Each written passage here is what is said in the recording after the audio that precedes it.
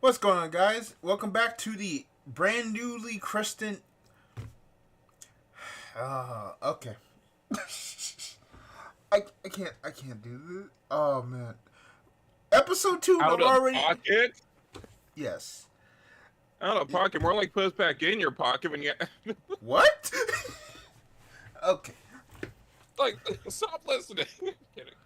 All right, but before welcome back to the. I was trying to figure out how to officially bring the name into it, but you know what? Hey, what's going on, guys? This is episode 2 of the now fully named podcast, the Outer Podcast. The Outer Podcast? Pocket. The Out of Pocket This is what I'm saying. Don't get told Podcast. for the name. With the TCG asterisk in there. So let's start off by explaining what the heck the name means. And it's very simple. It's just out of pocket. You know, we come on here, we say some crazy stuff, we say what's on our mind.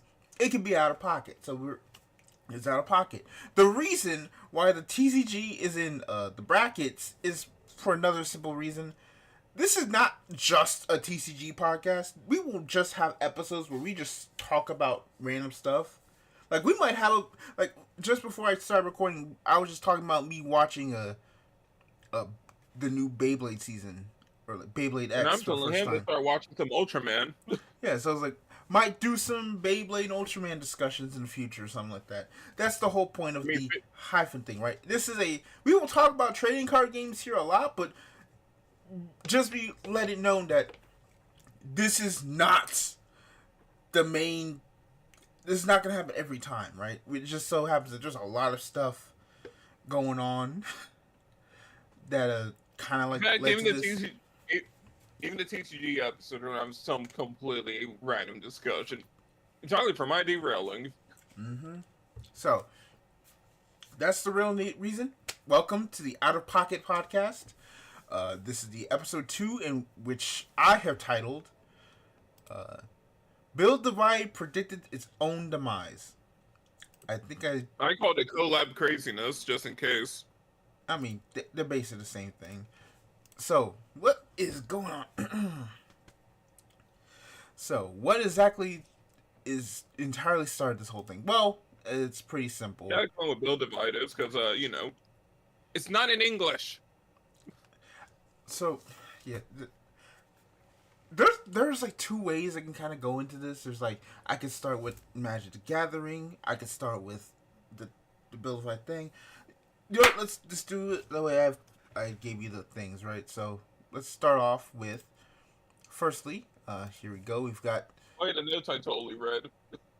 I mean, they weren't really notes; they were just links to stuff. Oh, that looks terrible. Okay, I will fix that in post. Never, because I'm doing it right now. I'm in mid podcast editing. Let's go. But so on November 3rd, Build Divide, which is a game in Japan released by Aniplex. This is their first. I did double check, excuse me, and this is their first big TCG that they've released. This was released in 2021, around the time of COVID. You know, it was at I guess you could say the tail end of the worst of COVID. Because, whatever. But the point is, they released it to Build Divide. They released it. They had two seasons of anime. They had Build Divide Code Black and Build Divide Code White. I think I got those correct. Yeah, I got it right. Yep. So they had 2 seasons with their own lore, their own characters, their own cards, and whatever. So that was what happened. And it went on for 2 years. And in 2023, I say 1.5 years basically, during season 2, I guess you could say it, of their competitive scene, I guess, of the TCG itself, season 2, they announced early 2022 that there would be a new game called Build Divide Code White. not. Oops, excuse me. I get it. I got hit with a tongue twister. I Called. feel like you're skipping ahead of the event a bit. Well, I mean, how am I skipping ahead? How am I skipping ahead? You've forgotten what started all of this. The fate set for Build Divide. I. Oh, you know what? I shouldn't have. You know what? You're right. I need to kind of talk about this. So, in Buildified, they have, obviously their own series, but then around, I forget which set it was. Excuse me, just a quick second. Uh, You could say these following events were fated to happen. Shut up. But so what happened is in well, things are bad when the actual wikis are just useless. Actually, it was not the first. I know because the whatchamacallit told me. So in by like the third set, Build Divide did something a lot of people didn't expect, which is they started doing collabs, like collab boosters and collab sets. Because the first one on the actual website was actually known as was the Madoka Magica collab, which is a collab set. They had that, they released that, and it did okay. I don't have the numbers during that time because I don't want to go all the way back there, but it was doing okay, right? So, keep going. They added the other sets. They got Full Metal Alchemist. They got Demon Slayer. They had. Eventually, they did get to Fate Stay Night. And I'm trying to remember what else they had before Bright happened. But the point is they had their own collabs because Aniplex has the rights to all of those to all of those IPs. They have Madoka's basically their IP. They have access to Fate because they basically run FGO, so they have access to any Fate thing they want. Demon Slayer is also Aniplex. Like most of your favorite anime, if it's not Toei or Bandai, it's Aniplex. So they had or Sunrise. No, Sunrise is actually Bandai. Excuse me. But basically, yeah, it's like Aniplex and Bandai basically have a pseudo monopoly on like rights distributions for your favorite anime series. The point is, Aniplex has a lot of series under their belt. Yeah, Sunrise. Sony is running is like trying to monopolize anime in the West, and no one's doing anything about it. Don't worry, it's fine. It's fine. I mean, let's not talk about how. I mean, we're not gonna bring up that Crunchyroll basically stole one of their heavy like well-known workers' mail. We're not gonna talk about that. Back in my day, Crunchyroll was a pirate site. Mm-hmm. And they living up to their name to this day, apparently. Ooh, let's move on. Let's move on. But so you have that, and so eventually, Aniplex said, "You know what? We have all these IPs, but we also have a world we want to keep working on doing things. So you know what we're gonna do? We're going to create a new game called Build Divide Bright." And Build Divide Bright released in February of 2023, in which it was the first set was Licorice Recoil, or Licorice, however you pronounce it.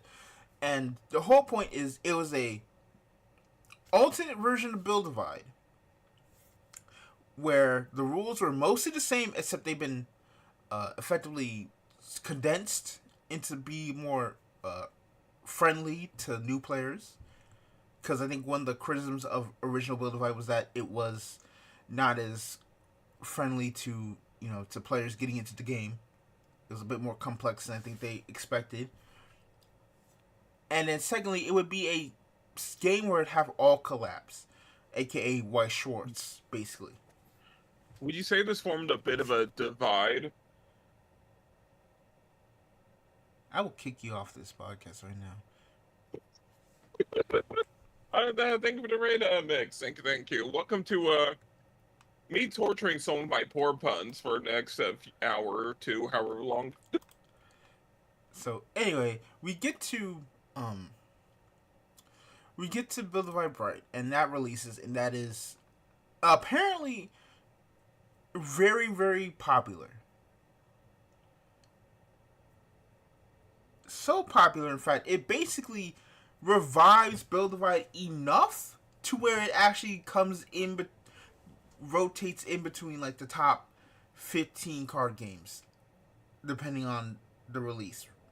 Which, to keep that in track, there are a lot of card games, y'all. Don't act like, oh, just because there's a card game not in the top 15, that doesn't mean they aren't allowed to live, right? I mean, there. I ain't never seen a Wii Cross set in top 15 in a while. I ain't seen a lot of sets in the top 15 in a while. That doesn't mean that the game is going to die. I Conversely, mean, paper is surprisingly cheap to print, as it turns out. yeah, but conversely, you also have those moments where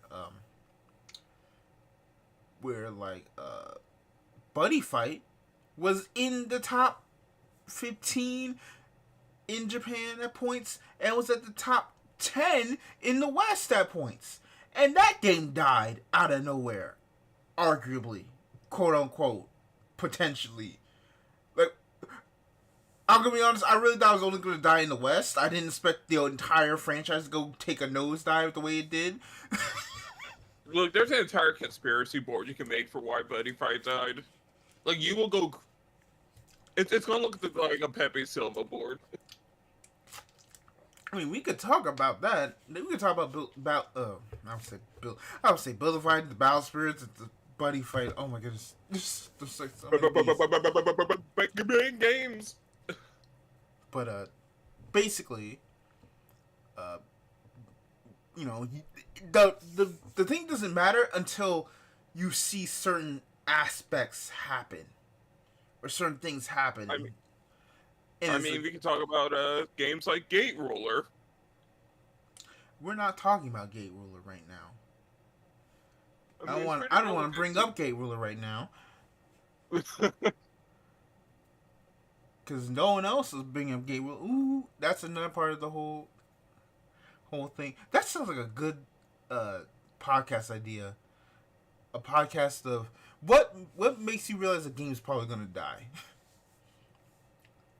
Because insane developers. That's all. There's your spoiler warning for that podcast episode. I mean, I can kind of talk about this now because it's something I noticed with Bowser Saga. It's like I think you can start to tell when a game is like on its death throes when content creators just disappear. Not like, oh, one of them disappears for a while, comes back. I mean, quite literally, like at a certain point, a lot of content creators for Bowser Saga just disappeared. I mean, speaking of that, has anyone like heard from like the old, like the Gate Ruler content creator sphere? Like, Hunter Surge like vanished off the face of the earth. He's in DM's Discord. Like he doesn't really do content, but it's not even like that. It's just straight up like there are people who were going hard on Bowser Saga, and like the multiple channels just all of a sudden just stopped talking about it. Like Cosmic talks about a lot of like was the one who went hard on Bowser Saga. He is not. I have not seen him even talk about the game except for like 2 times. And those 2 times were in a video where he was talking about the state on videos where he was talking about the potential new big 3, quote unquote, of the TCG landscape. Oh no! Like I don't think I don't even think is that like the WoW killer of card games? What now? Is that like the quote unquote Halo killer of card games, saying something the new part of the new big 3? Where like if you say those words, your game is destined to fail. Well, I think it's different because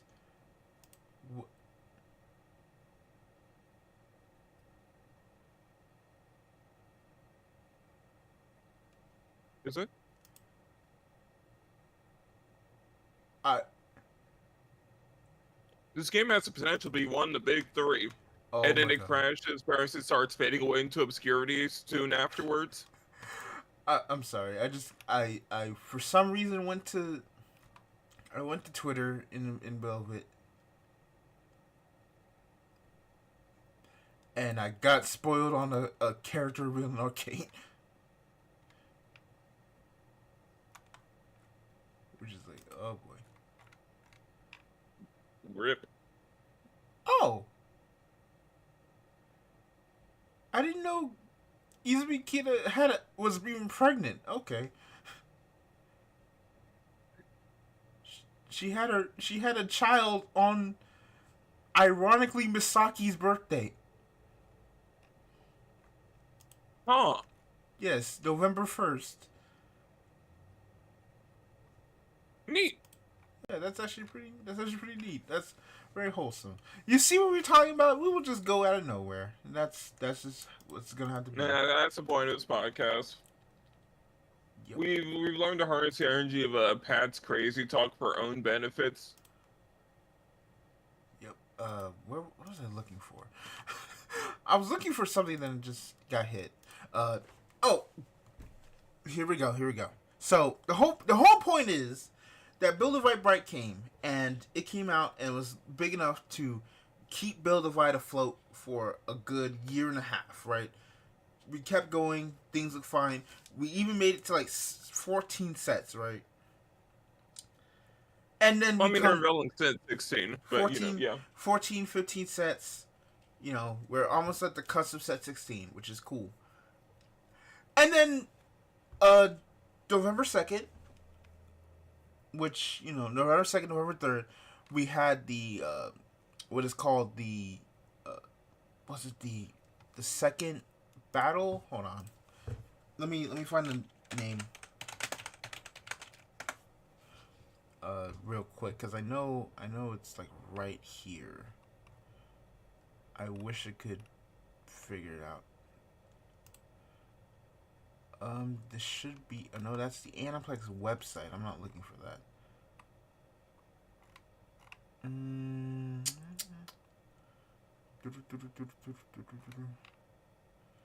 Where is it?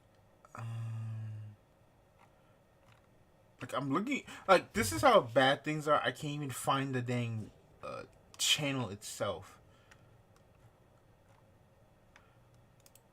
I know it's in my subscriptions, but I have to like look for it. But basically, in the end of their like major like tournament, like there wasn't really an announcement, at least not that I know of. But on the like almost like a few hours later, I literally wake up to this. I literally wake up, go on Twitter, and I see this exact tweet, like in 4 minutes after it's been posted. On because it's a Tuesday stream for Vanguard. I see it 4 minutes after it's been posted, and I look at it. I'm like, oh boy, what is it? It's like, because I'm gonna be honest. I kind of felt like eventually Build Wide could not sustain itself past a certain point. I'm like, all right, listen. The fact they haven't released an English version of the game yet, the fact that there hasn't been a new season of the anime, the fact that there hasn't been a lot of things, right? I'm basically the only person who talks about Build Divide in the Western Hemisphere that has more than like 100 subscribers, I think. Not trying to toot my own horn. I'm just saying, quite literally, I just think not many people know Build Divide's existence past the Lost Woods video. I mean, I don't think people were supposed to. Like, outside the like, were there even official subs for the anime? Yeah.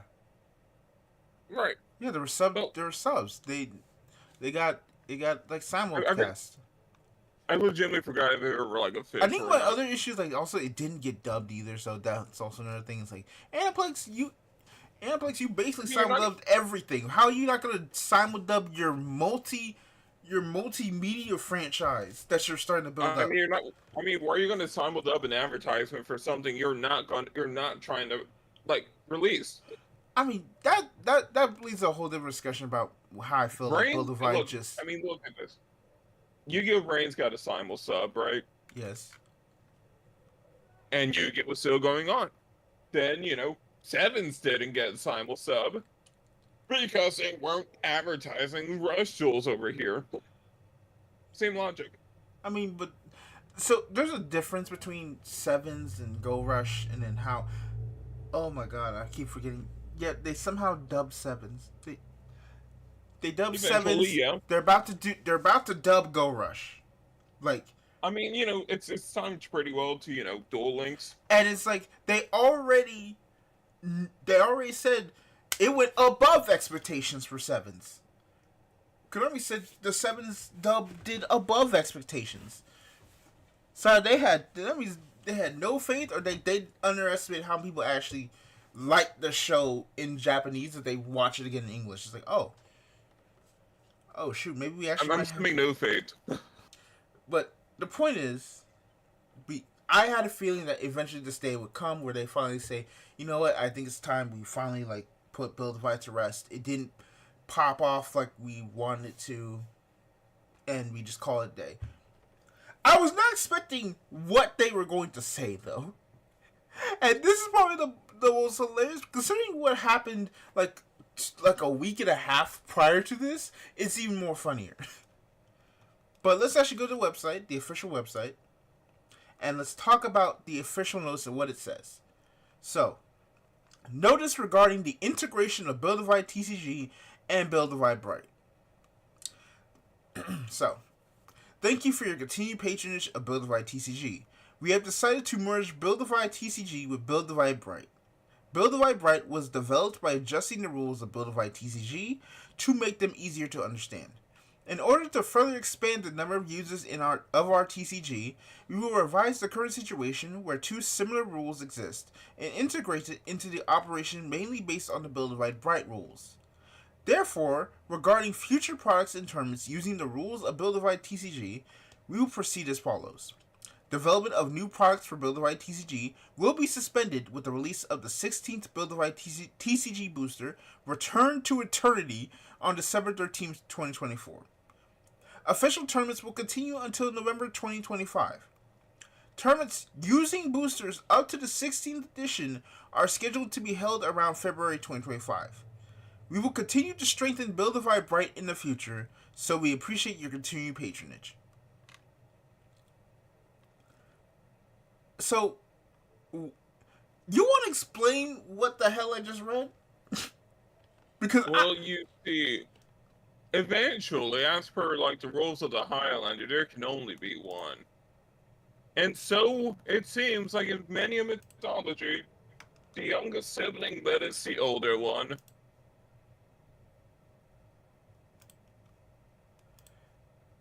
Or assimilates the other one, wherever we want to go with here.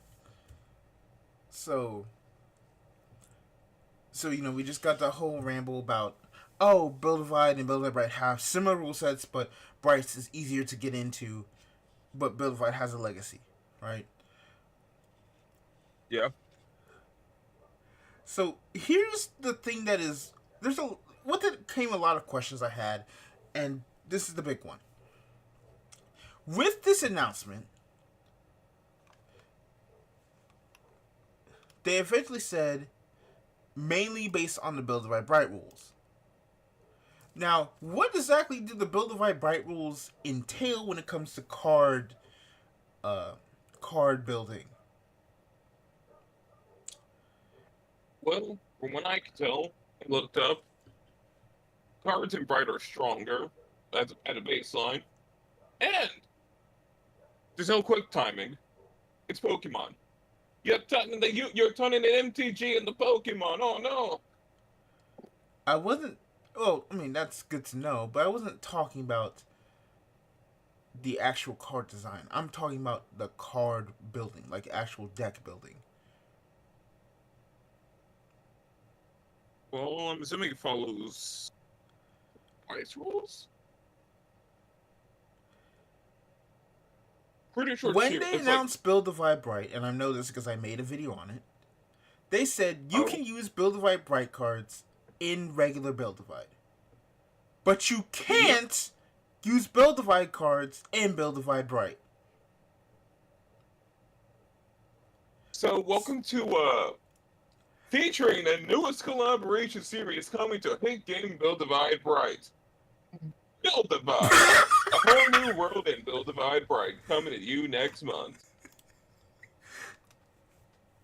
So to explain this completely, effectively what Aniplex just did, and this is insane to consider, is they effectively made a spin-off. Like, I'm trying to think what series exists where the spin-off becomes so much popular than the original thing that the spin-off just becomes the main thing in the end. I'm trying to think, what series would that be?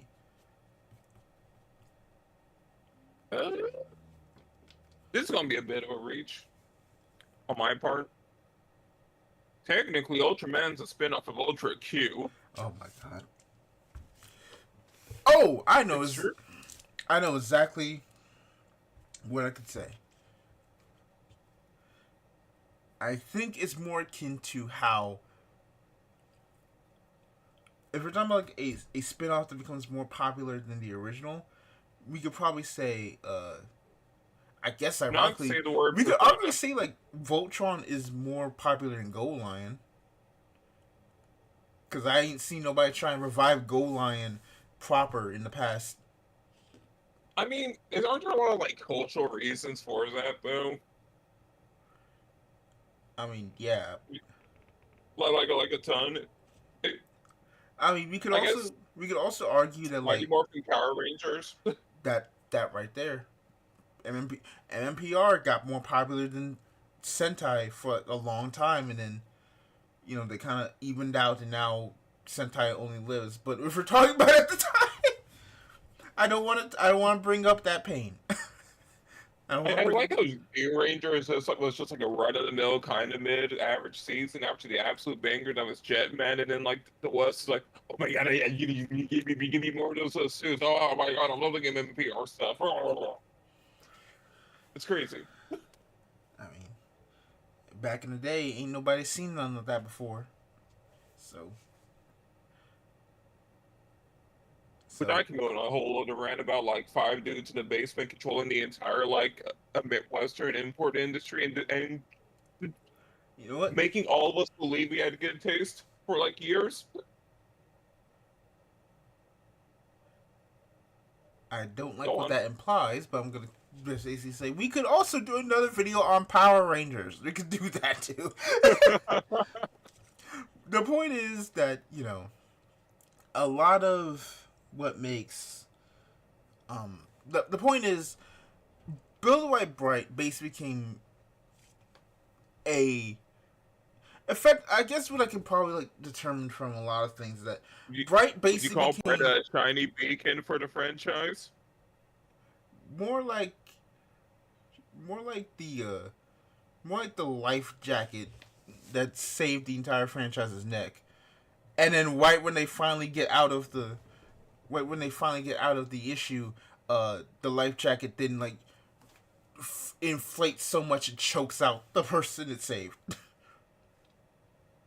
It is the Senate now. Oh, that's basically it. It's a life jacket to save somebody, and right when they finally get out of the gulag, the life jacket becomes sentient and chokes out the person they were helping, and then moves on with their day. And basically, like, wears the body of the person they just killed in their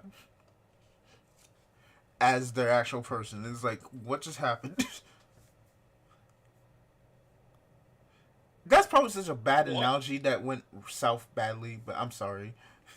I consider it +1 point for pro crossover bros. We say winning. So basically, we come to this, and this is the first time I think this has ever happened in a trading card game where a game technically is slated for death, but is still going to live after death. Just because of the situation that exists. What is Thai Buddy Fight for 500, Alex?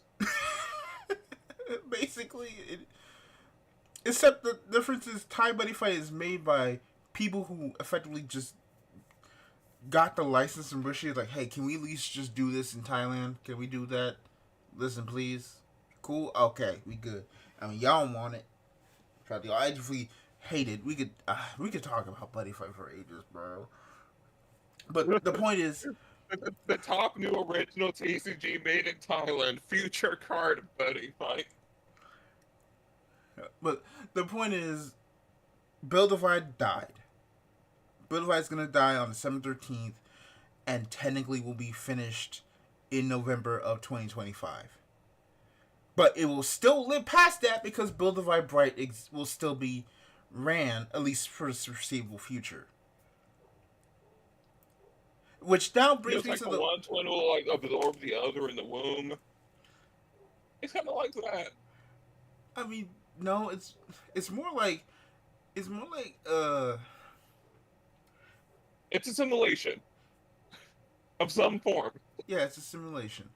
But the point I'm trying to get at is we come to the main topic of this whole thing is this is the first a collab version of your game became more popular than your actual game.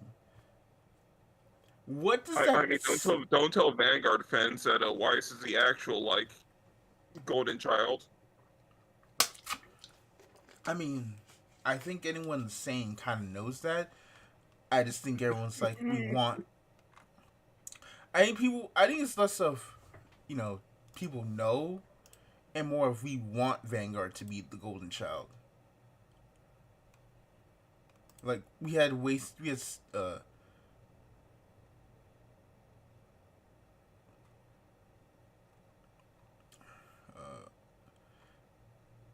okay, hold on just a second.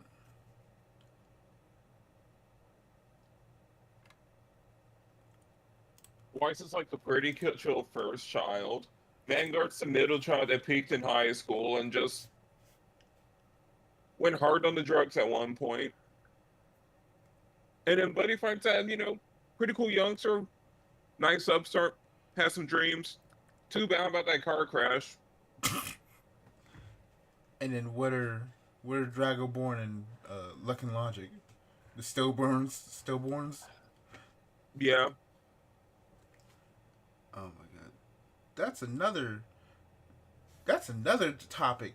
Let me tell y'all. There is so much that has happened in our lives where we have seen the changes of the TCG landscape. We literally could talk about how Bushiroad released 2 games back to back and they failed so spectacular. We literally could talk about how Bushiroad released a game worldwide. It died in almost a year.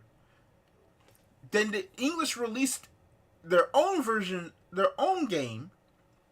It died in a year later. Coarsely, the game that was released globally became a Japanese only game, and died a year later too. And then died a year later after it cut its global half off.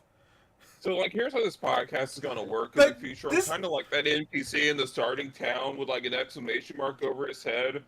And, like, every time you, like, accept a side quest, another one pops up. And you're listing on, like, 20 quests at the start of the game. And you gotta get through all of them eventually in, like, a completely different, like, side journey. Yeah. So, let's try and get back on point because I do not want a 8 gig recording in my thing again, which then takes 15 gigs. It takes me a week to figure out how to get this damn thing on the website. But Sounds great. I don't know what you're talking about. the point is, what I'm trying to make is that with this news and some other news we'll talk about in just a second, it really does confirm.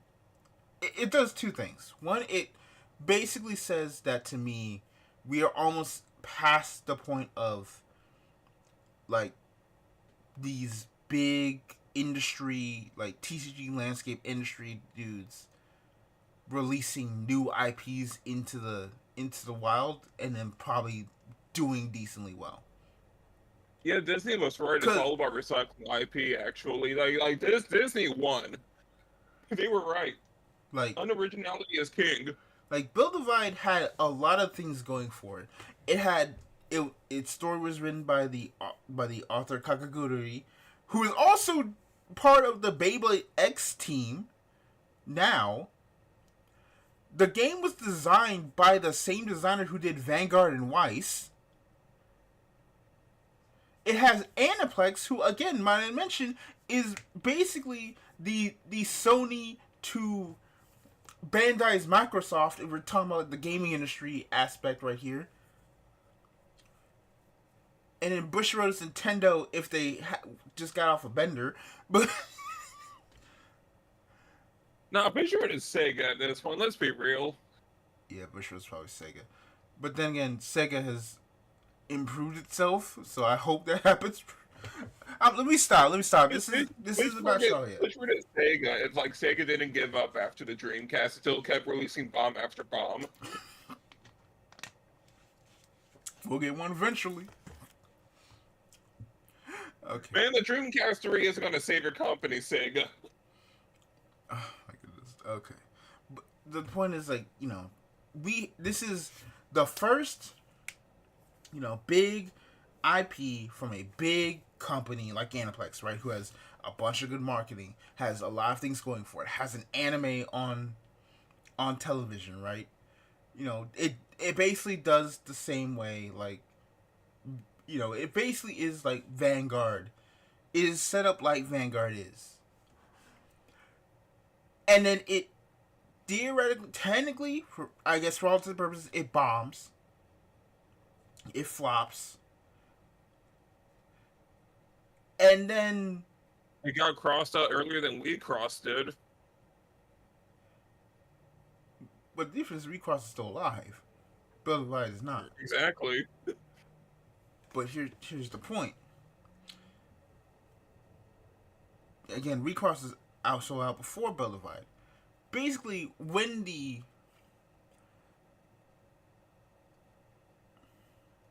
I'm trying to figure out how I want to say this. Basically, Build Divide only really lasted because it had collabs. It had an influx of money to let the game keep going. And then Bright happened. And basically, Bright and Build Divide basically like combined money. And I can only assume, based on how financial reports went, that Bright had enough money to make up for Build Divide proper or Build Divide Prime having no money. having like obviously the small niche, fan base it has, but it's like Bright made money. I mean, come on. I ain't never seen a game have access to do like the fact that they said, "Hey, you know what our next set's gonna be? Freight Grand Order. You know what set's gonna be after that? My Dress Up Darling. You know what set's gonna be after that? Kar no Kyokai, the Garden of Sinners. What? You mean to tell me that French Bread couldn't get a half-day cast back for Melty Blood, but all of a sudden Kar no Kyokai is gonna be in a card game? Man, PNGs are cheap to print, man. Especially when you own the PNGs. It's just wild to me. So that's the first point is that it seems like the era of new IPs is over, at least for now. Because the second point, it seems like post the the COVID and TCG boom, if your game is not a recognizable IP or has recognizable IPs in it doing collabs, you ain't gonna make it far. Yeah, remember when Chaotix tried to bring itself back during COVID? You realize that did not happen. That did not happen. No. We are still they are still having issues with Chaotix, apparently. Which I'm like, bro, are you going to give us news on it or not? What is happening? Because I'm gonna be honest with you, you probably ain't gonna make it to print at this point. No, it's not. No. Like, so that's Like my. maybe if Bakugan dies for like the third time, Chaotic will return. Uh, it's just crazy because, I mean, let's just kind of put it up here because it's so funny. And obviously, my title is the title of this episode is called "Bill Divide Purchase His Own Demise" because Bill Divide literally created Weiss 2, and then almost in that same time frame, the industry basically became Weiss. And Weiss is still doing better sales wise, outside of a Magic. Oh, we'll get to Magic, but the the idea is basically Bill Divide effectively took its collab ideas, made its You know own what's version funny? of the game, but with just the collabs, and Buddy Pie was the precursor to it all of saved the this. game long enough to where they could finally make like a theoretical stopping point for the Hmm. old legacy. You're just as me, Buddy Pie now. And then said, you know what? We're just gonna keep going on with these IPs, Bloom and all of them, and Teruto and Yodi. Yeah, fuck them. And after 2025, you ain't gonna be able to use them no more. At least right now, because See, obviously, here's the problem is mm-hmm. they didn't immediately capitalize with Build Divide Code Red. again, I'm telling you, they've messed up a So Code lot. Red would have saved Build Divide. Like, as I'm saying, like they messed up by not actually. There's a lot of things they could have done on right with Build Divide. I feel like that could be its own segment, but I kind of want to just get to. You know what? Actually, we'll just do it now. The magician in the room. We could just get to it now. So, why do you think Build Divide? I guess I don't want to call it failure, right? Because it's like it made it 16 sets. It had its Yeah, but own it's lore. It like has its own world. It lasted. Yeah, but it's like 5 years to like golden point like for a TCG to like finally hit like staying power. It's like 5 years. Yeah, but also like it lasted about as long as uh the OG Vanguard, right? 3 years, Yeah, 16 but technically, sets. The only difference is yeah, but Vanguard like continued past that point, right? It reinvented right. itself. And like Vanguard just like had like a straight shot with like no gaps or anything. The enemy ran continuously. Yeah. So I feel like I don't want to like say it's a failure because it's like 16 sets is a long time, right? I don't think I would call like Fire Emblem Cipher a failure. I mean, Vanguard had a lot more than 16 sets though. But I guess what I could say is, why did it not hook? And then why is it now gone? I guess is the question. What do you think of that? The answer is. I mean, I have a few possible explanations, right? Mm-hmm. And this is something I build like the few like devout Build Divide fans gonna get in my case about this, but from the onset, Buster triggers were the dumbest mechanic I've seen in a card game Mm. by like a country mile, right? Because you're immediately going to filter out a lot of your more casual player base when you have an anti-luck mechanic. A decade of modern card game research and card design will tell you people kind of like luck-based systems. And introducing an anti-luck one just pushes casual players out. It's Minesweeper. Build Divide is Minesweeper the card game. Okay, so to kind of add context for you, um, so Boulevard has a trigger system, and it has really like two triggers, and that is shot triggers, which are more like the way shield triggers work in Duel Masters or any other or like the trigger in Digimon and what all that. You know all that. But there's a second trigger, which you're I think at most allowed to have 16 of, which is Buster triggers. I mean Buster. If I'm right, Triggers. you're. I forgot if it's like a fixed amount or not. I I don't think it think was a it fixed is. amount, but I can't remember the exact amount. But the point is, uh, you have it. You can only have 16. They are on cards you play, which is kind of even crazier because it's like, oh, that means like you have like if you want to play like these particular cards, like you have the deck built around not only uh the space in the deck because it's 50 cards, but also how Right, many that's of these what's up. cards or triggers have, right? You must have 12 of them. You must have 12. Okay, okay. So, but that's the point. So like I think Build is also like four That's what they say, yep. four like a playset of four. So that's like With 40 card decks minimum, which is ooh, yeah.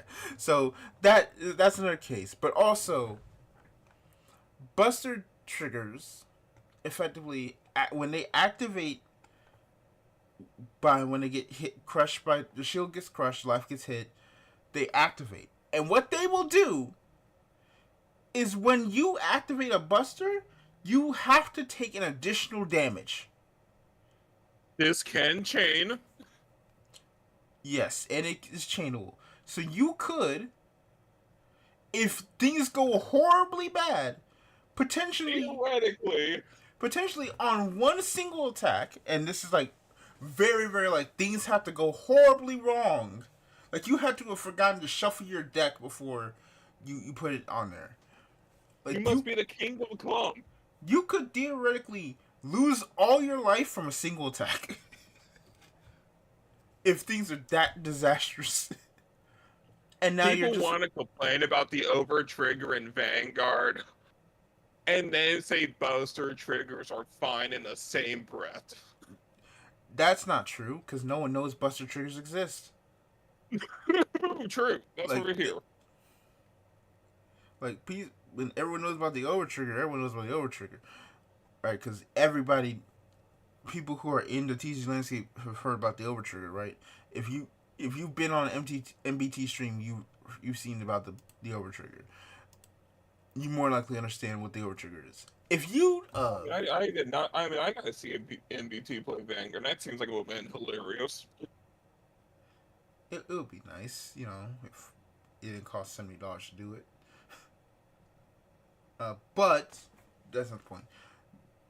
The point is that you already, the point is what Zeta is trying to get at is that Build Light basically had a mechanic that effectively punished you for no reason. Made your deck building harder to do, and then basically made it so that you are potentially playing on less life as the match goes on. You could lose 2 life for 1 hit, and it's like, bro, or more. Don't forget all the cards that deal 2 damage, and then like it procs those damages 1 at a time. So you take 1 damage, hit a Buster, that Buster chains. Take another damage. If that one hits a Buster, a second chain goes off. Yeah. So that kind of is like a controversy. I think that's probably like, in terms of gameplay, the biggest like fault of Right, like that's the Build first initial hurdle. is it's just like the Buster trigger existing and what it does to the deck building and like the actual game flow. Right. All right, And continue. there's more reasons. I mean, I think they didn't know what kind of demographic they wanted to go for. What do you mean by that? Like a lot of those earlier sets had like a little bit more of a Western horror aesthetic, or like a lot more like serious art and whatnot, right? But then you kind of, like something that's like a middle road between like Vanguard and a bit of like that Magic crowd, Mm-hmm. like a little bit more, right? Like I get kind of like early Duel Masters. I can see that. But you saw like as things went on, right? Mm-hmm. The same thing that happened to Z Cross happened. The waifu crowd completely the Gooners took over the game in no uncertain terms. uh, yes. The moment things changed, evil Kyrie. So, to to explain this joke, in Karma Vanguard, well, I mean, there's an artist that does a lot of Vanguard. I forget their name, but they do Pacifica, and in Vanguard Standard, they're known for being the artist of one of the main lyrical monasterio decks, Kyrie, and Kyrie basically has like the same face as Pacifica, but with obviously like a more, I say, teenageish, adultish body, I guess you could say, because it's awkward because lyrical monasterio is a school for idols. The Right. point is, the point is, Kyrie is a lot more adult, quote unquote, you could say, from a physical feature standpoint than with this artist who is notoriously known for drawing effectively the same face on every girl.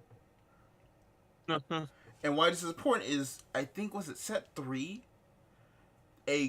A build divide deck concept comes out, and the main boss of that deck is Ishtar, Ishtarte or Ishtar, and it is drawn by the same artist and has white hair, the same as Kyrie, and is basically just butt naked, but is more like a kind of like a succubus demon type of thing, right? A succubus vampire aesthetic, right? She basically has barely any clothes on and whatnot, and she whole thing, right? So the joke She, is, she was the start of the divide happening in the art department. mm-hmm. So the whole joke is that she is effective. The joke is that I call her Evil Kyrie because she literally is just Kyrie from a design standpoint, but as an evil like demon waifu. So Ishtar basically is like the start of waifu of the slow waifuification of Build Divide, Yep, pretty much.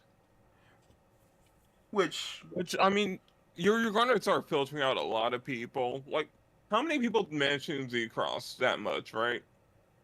not a lot.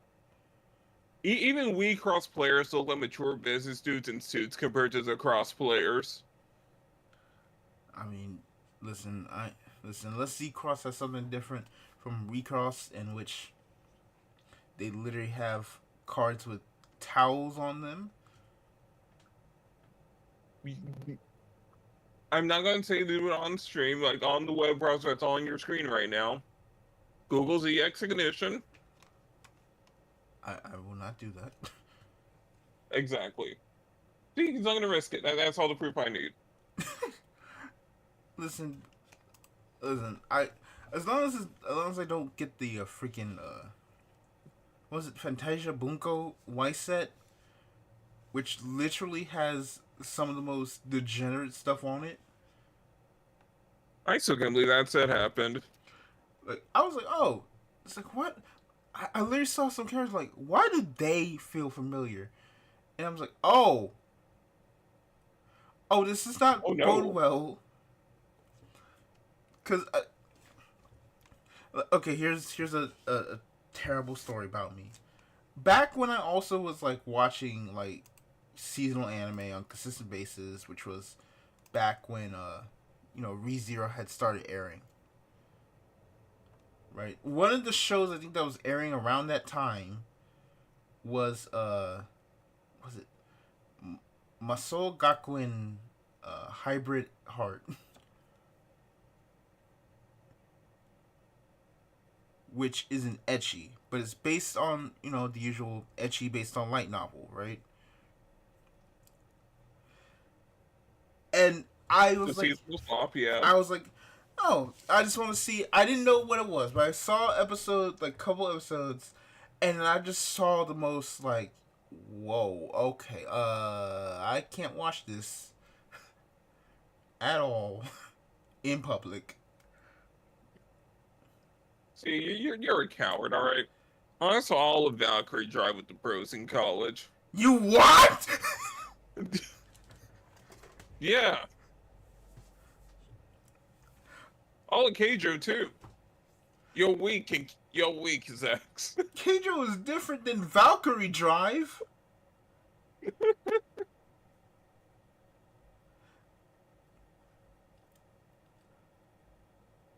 And then watch some WWE and Salty Bed afterwards. Note that I have not watched Valkyrie Drive. I just only heard about it. Good times. But the point is, like, when I saw some, oh, another thing is like, but the Fantasia, the white set had that, and it had Testament to Sister New Devil, which this was back in the we actually still had normal proportions era. Because I saw like almost like half a year ago, I saw like recently I saw what the final like designs of the characters looked like. I'm just like, holy hell, this looks like parody porn, bro. It's like what happened? Like the main character went from like just a normal dude to like super ripped buff dude.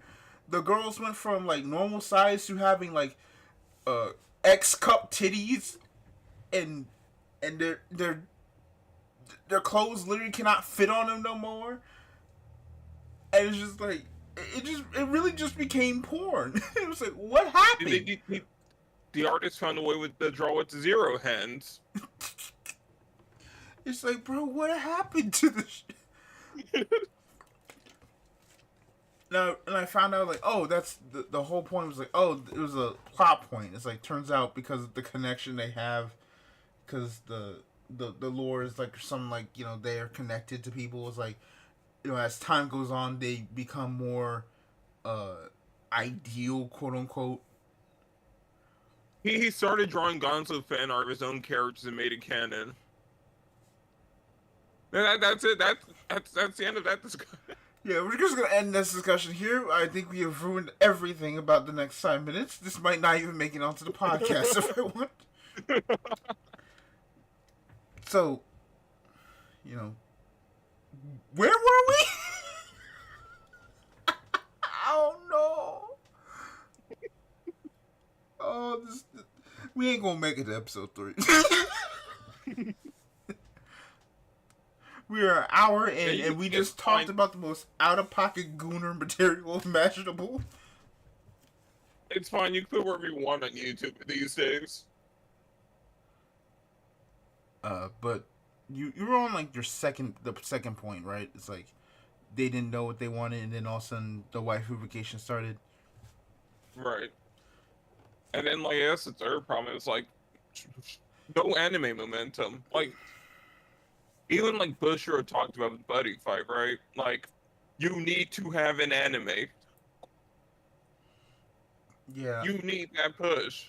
I think that's also another reason why it's like I felt frustrated with Luck and Logic.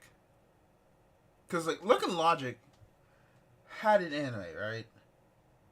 I saw that entire anime and I deeply regret it. Which one? The original.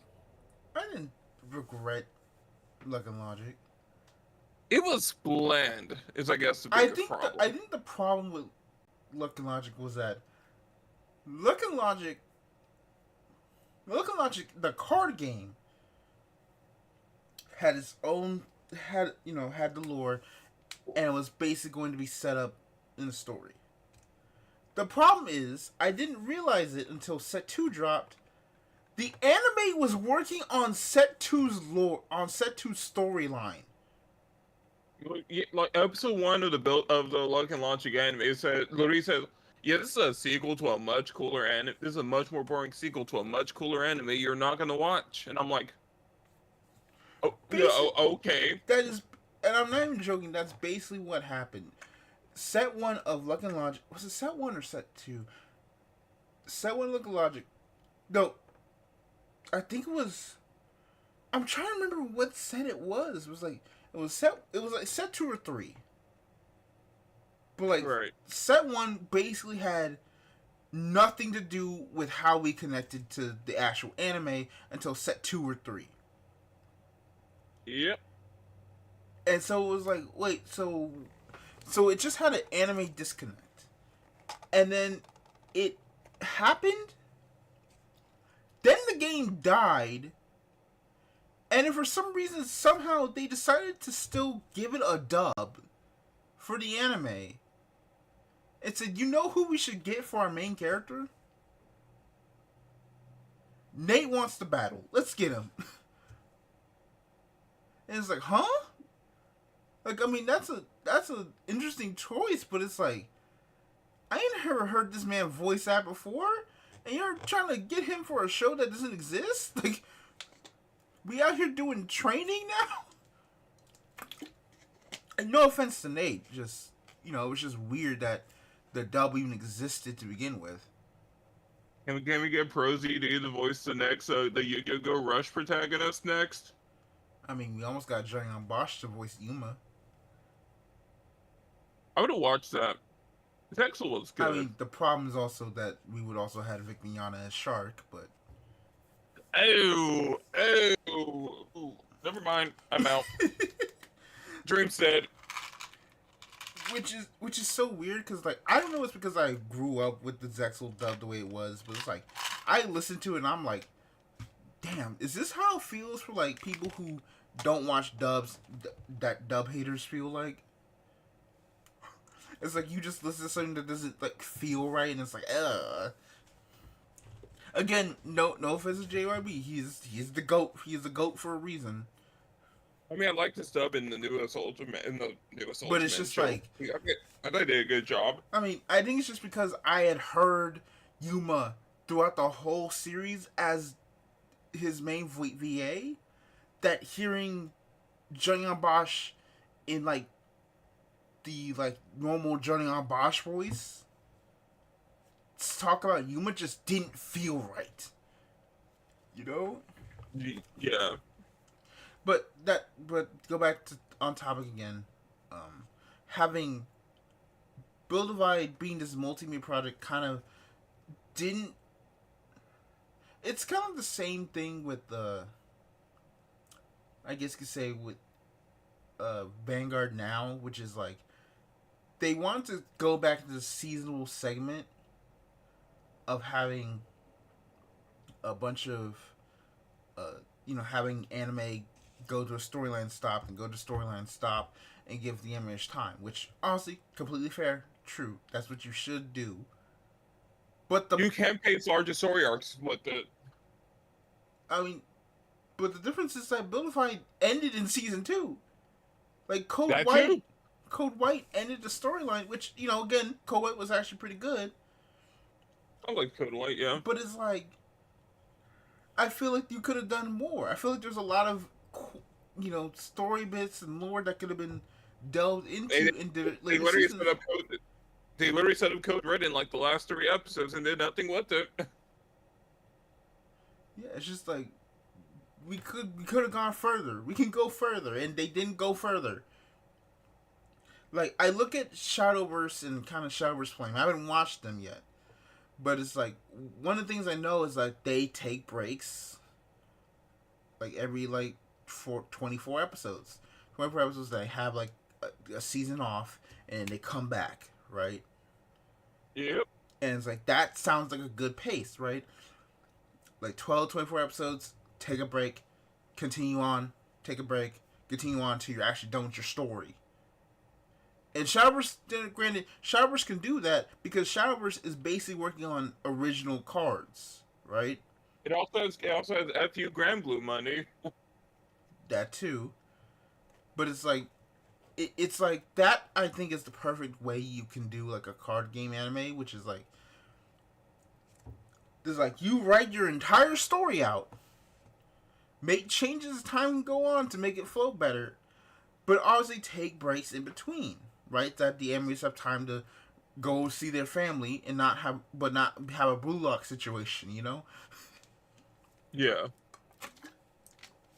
So that's my kind of that's my opinion on the whole thing. It's like, yeah, Yeah. them not Man, that blue continue. lock situation makes me scared for Ranger Reject Season 2. I Like, oh, Are they the same studio? no, but I'm dreading like the possibility of like a second season just looking way worse than the first. Even after that first season didn't look too top tier. I mean, It's like, oh no. It can get worse. I mean, or it could be me, be a ReZero fan for some reason that it keeps getting more budget. Or you could be a Danmachi fan and wondering how you're still there. Like, who in the like, who is demanding more Danmachi seasons? I don't know, but they getting it. SCS barely in the series anymore. Who is demanding this? I don't know, but like I said, they getting what they want. Like, I know, and I'm shocked. I mean, This show doesn't deserve like 5 seasons. I mean, some people just don't know why some things are popular, or some things are allowed to continue, right? Again, when Nikkei did the Evangelion collab, everyone was like, why? And I'm just like, what do you mean, why? Like, Nikkei and Evangelion completely make sense if you actually understand what the hell you're playing. Nigga's like, plug suits, you say? It's like, yeah, it's like, which is even funnier.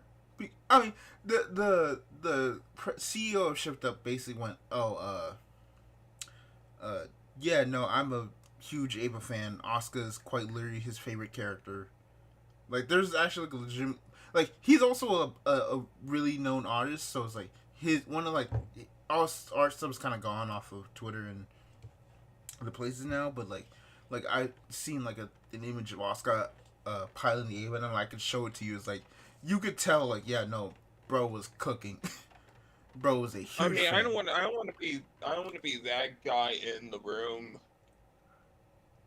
but it is a little weird to put Ava and Nick considering the ages of the characters and this rounding game. It's a little weird. So here's the thing: the Ava collab takes place in a school with other school Nikkeis. There's this trio of Nikkeis that were built up like two like patches before. Well, they were built up from like the .5 anniversary, because when the half anniversary happened, we got Ray, which was like this very small child who Why is there a segment of school characters in the ass game? because they're learning to become warriors. Listen, bro. The, yeah. Zechs? Listen, this is what I'm saying. You need to hop on Nikkei. I'm telling you, there's a lot of stuff you don't know. You're making me hop off of Nikkei.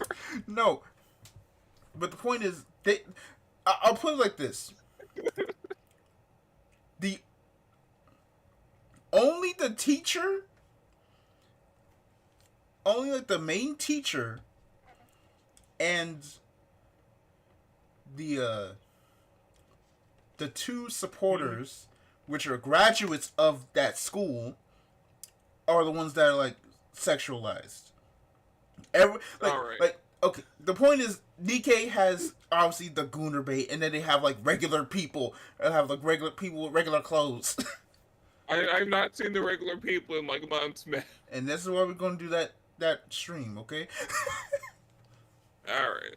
But the point is, the whole thing is like there's a school where Nikkei's there, so you have in .5 anniversary they revealed Ray, who's this small small child who has a bunch of penguins, like a bunch of like penguin robots that are like funnels basically.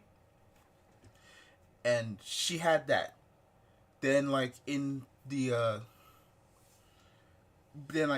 the between the 1.5 and second year in the Ava collab, they show off.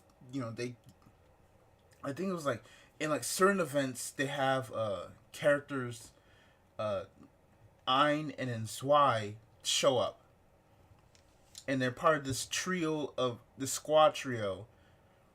And then what they do is they then release them. Like Ein goes first and Zwei goes second, and they have their own like build up, their own issues and whatnot, and do it like.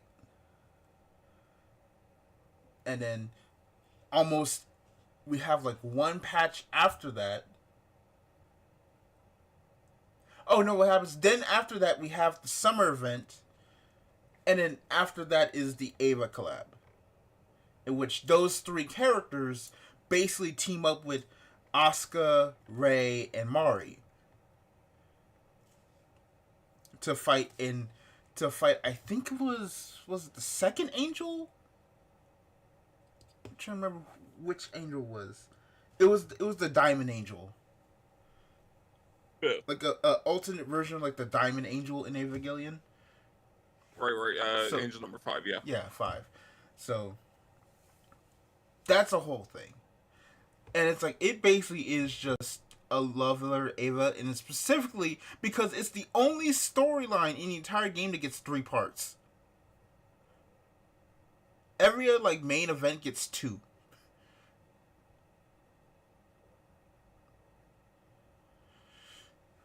All right. And you also know that Asuka is the CEO's like favorite, because she's the only one of those characters that has the butt jiggle. Yes, I said it. You're not helping the case here.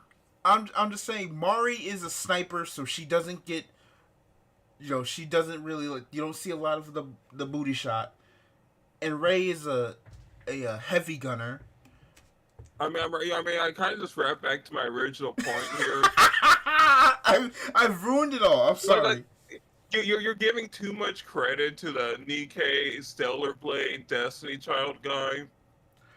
I'm not giving credit. I'm just saying. Wait. So, I have also realized I have moved so far away from whatever the hell we were talking about. I now don't remember what we were talking about. Oh God, it happened again. Welcome to the Power of Crazy Talk. Anyway, moving back in. So you gave your reasons, which I agree with completely. Like, I think those 3 reasons are one of the biggest problems, right? Like the Buster trigger being like so unappealing, the art not having a confined style until it was probably like too late to really get it, and then it's probably like too late because it didn't take off as fast. And then what was the third one? They didn't like no anime. No, and then the anime being like so basically like fading away after 2 seasons. Yeah, I think those 3 reasons. I think a 4th reason is I just don't think they.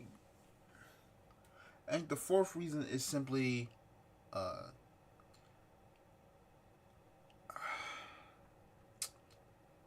think the 4th reason is just simply.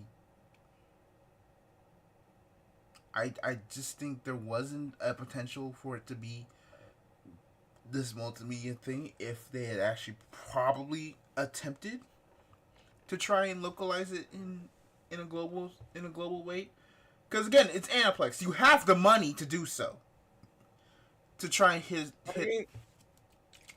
try and do it. The problem is, anytime new competition shows up in like the Western card game market, Bandai Sumo like squeezes out another popular anime from its armpit and releases it as a card game. Yeah, and I think it's time we kind of finally. I think it's time we transition to like the actual like second thing about it I was talking about is that ever since the pandemic and more so I think like early pandemic with the card game crash. Just to get back on topic of that. A lot of games have just started doing collaborations with each other or with other IPs, right? Yep. And now we've gotten to a point where just like like with Build Divide, before everything else, it created effectively a Weiss sequel, right? I mean, it's an easy way to describe what's happening here. It's the Fortnitification of the genre. Vacation just feels so wrong, man. But you're right. It is effectively a Fortnitification of the genre, and by that we mean, Fortnite had its own thing. It was supposed to be its own thing. Then it changed something, made it this popular game, then just continuously found its way into like more collaborations, and it became more and more less of this original world and more of, oh, I can play as Travis Scott shooting Thanos Fortnite is canon to Batman. while while Izuku from My Hero Academia twerks alongside Nicki Minaj. It's like I don't know how we got here. Oh, not Nicki Minaj. Twerks alongside Chun Li. Like and Miss is incredible. Like it's a hodgepodge of things. Just like that fear, like it's no longer that thing. And I think that's also one of the things like I've seen a lot of people kind of talk about when we now go to talk about Magic the Gathering, which Yeah, is China actual Fortnite set.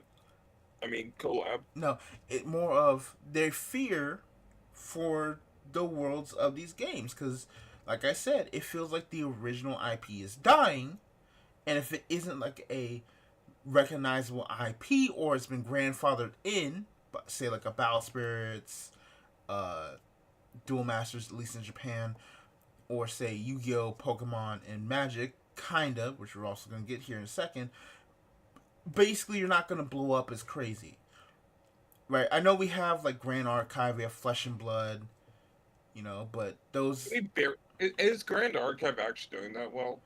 it's alive. It has some issues. I think a lot of like I think they tried to like midway through kind of try and push for the people who want to like the investors and then immediately realized, oh no, we probably shouldn't do that. I think only recently like, oh, we probably shouldn't do that. That's not good, and they're just trying to like find their way out of that. Whereas like Fresh and Blood is kind of like also trying to kind of figure that out too. It's more like they weren't trying to be like investors, but I think they just kind of like had an idea. It didn't work out the way, and have been trying to kind of clean. I think what is like the investment period of all that stuff. Again, It's like over. Magic just kind of messed with a lot of like their plans, so it just kind of happened the way it happened. Right. Now, I'm not saying card game investors are like number one, but even above landlords on my list of eat the rich. But card game investors are number one on my list of eat the rich, and then the landlords. That's a interesting. That's very specific, but okay. Yeah, the investors class has to go.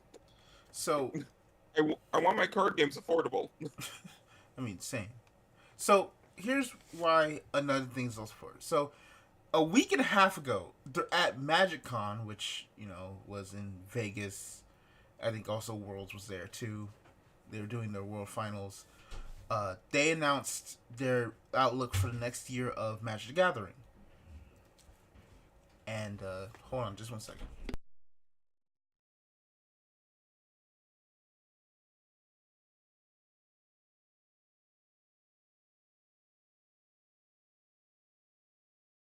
All right, my bad. So they announced their outlook on Magic the Gathering, and in it, hold on, just one more second. Wait. Actually, never mind. We're good. We're good. I'm sorry.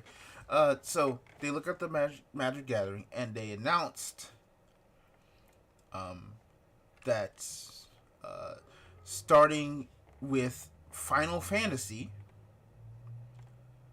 because what they have is a thing called what Magic has is a thing called Universes Beyond, in You which know this joke here about Final Fantasy being the harbinger of doom can I get the to a fantasy card game? can I get to the first part too? Sure. Yeah, so I'm sorry, but like Magic Gathering has something known as Universes Beyond, and technically Universes Within. We'll talk about Universes in a second, but Universes Beyond is basically like they are what they call everything that's outside of Magic the Gathering, right? So they previously had Assassin's Creed, they had Lord of the Rings, they had The Walking Dead, which was the original canary in the coal mine, I guess you could say. But effectively, what it is that these would be sets or secret layers that would be legal in certain formats for the game in terms of like competitive play, right? You could actually play these in tournaments, or they'd actually be accessible to be used in like locals and whatnot, and like in modern or commander, and you'd be able to play them. And so this was officially announced around 2021, again right at the tail end of COVID, basically. The quote unquote tail end of COVID.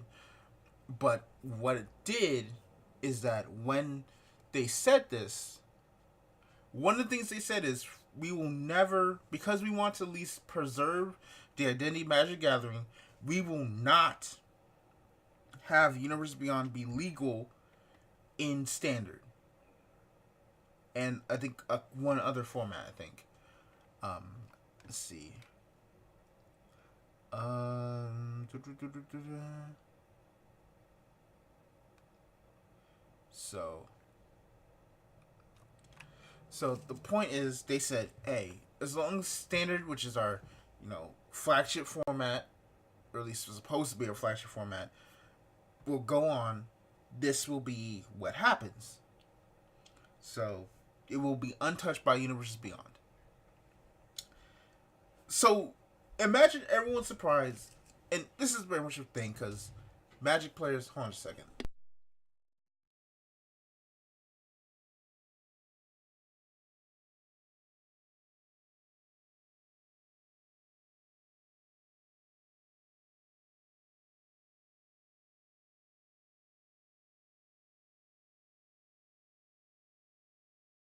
Sorry about that, y'all. My brother needs something. All right. So So, so when Magic. Okay, I'm trying to figure this out. So the point is, the whole point is supposed to be, Standard would be free of Universes Beyond, and it would be just the lore, stories, and gameplay that would be directly related to Magic the Gathering itself. Right? All the other side formats like Modern and Commander would have access to these cards and be fine. Right? That would be the original plan, right? Except two major things happen. One is that the Weiss, not the Weiss, excuse me. One is that Commander effectively became the more popular format. And I'm not just talking about like more popular than what? Yes. It became the most popular format in Magic the Gathering because of just the way it was run. It's 100 card singleton format where you can play basically any card in the game, exception of like certain things that have been restricted by the committee. it's basically Playground Yu-Gi-Oh! Yeah, it is legal playground Yu-Gi-Oh, and you can play it however you want, wherever you want, use whatever cards you want, all these weird combos, and you could play it multiplayer, right? So you could play with your friends, or you could play like a competitive version, and you just ball out, you just go balls to the wall, have this goofy thing, Yeah. and it became so popular for two reasons. One, because it's just for a lot of Magic players a very fun format, a very casual format, a very like interactive format with everybody, right? It requires you to interact with people, which is what us card game players should like to do, right? We play card games for interaction with people sometimes. Then why can't I use emotes in Master Duel? Shut up. Uh, and secondly, the reason why Commander became so popular is because Standard sucked balls. Yeah, I'm not just talking about a format. I'm talking about quite literally. Standard had been in a hot mess for so long, people didn't want to play Standard. The card pool wasn't interesting. The card pool was interesting. It felt very boring with how set releases were going, and it just overall felt like Standard was slow with releases. It was kind of unbalanced. It was pretty expensive, also. I Like mean, that's past modern, but yeah. like $200, $300 decks for your entry level format. Whereas like you could literally buy A commander deck. you could buy a commander deck at your local Walmart and play. Which also Like for like $40. like $40. Which also I also noticed too is like the fact that they stopped doing like starter like decks for standard is also another problem. It's like people couldn't get into standard because Magic basically shifted and Wizards basically shifted into doing commander a lot for another That's reason we'll pretty good. talk about in a second. So Every set gets commander decks. yeah, everything gets commander decks. What about a starter product? What was that? Anyway, so that's a whole thing. Starter commander. So again, the whole thing is Wizards like, well, we're not going to abandon Magic the Gathering. We're not gonna abandon this legacy. We're gonna keep it like this and keep going. And so, what did they announce at Worlds? We're going to abandon our legacy and make all this money. So, Hell yeah. so what has happened is that one of the first sets they're gonna do is they're gonna do foundations, which is basically a equivalent of like their base set going forward. Like a lot of things are gonna be in, which they officially announced like, oh, there's gonna be I mean, they've been doing those like every year. yeah, and then but next after that, there's going to be, if I can find it, there's gonna be a set that's more for drafting, which is Aether Drift, which now takes characters from Magic, but they're racing. Like for example, on the screen right now, I have Well, I can kind of Chandra. explain what happened here. Yeah. Okay. So like the past so you're swimming the Magic the Gathering, right? They kind of like about their like big threat to Magic, right? Nicole Bolas or Emrakul. And then there were these things, the original big bats, right? Called the Phyrexians. Uh-huh. Yes. Multiversal threat, almost completely won at one point. Started kickstart whole planeswalker thing, actual big war and whatnot, right? So here's the problem. They kind of wanted to cash in on nostalgia, and they brought them back after they killed off Nicole Bolas. And the problem is they kind of like blew their load way too fast on bringing them back. And they just kind of killed them off in an anticlimactic fashion. And then the multiversal gates kind of just got left open because of the whole Phyrexian shenanigans. And now there's no big bad. So now we're kind of like stuck in the same issue Marvel had after they killed off Thanos. But with no king. So it's just a bunch of random BS happening on random planes with random gimmicks and yada yada yada from now on. Yes, I was like, what if this plane was Cowboys? What if this one was Murder Mystery? And so on. Yeah, I think from what I can tell, like the only set like a lot of Magic players really vibed with was Bloomborough, which is like the set with the animals. It was like the all animal set. Like people were like, this feels like Magic the Gathering again, woohoo! And not it's at least charming it and not like and not the horror Oh no. movie like escapades uh or for some reason half our characters are now in a in the cowboy realm. Why does everyone have a cowboy hat now? Don't worry about it. Yeah, and Age of Drift just kind of seems like it's going to be that set. So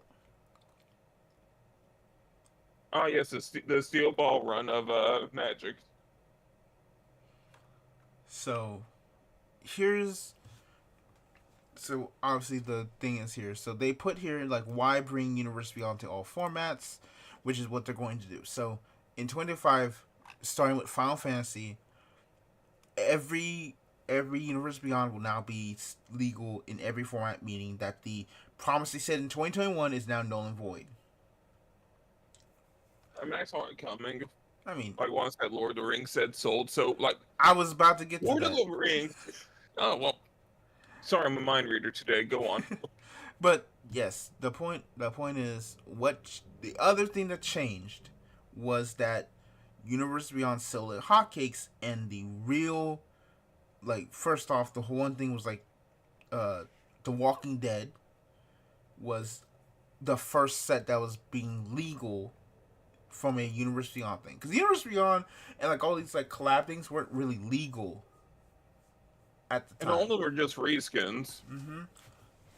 And they were, and so they became so then Walking Dead happened, and they were actual Walking Dead characters on cards. They weren't reskins. They were legitimately like new cards, new functional cards that are Walking Dead.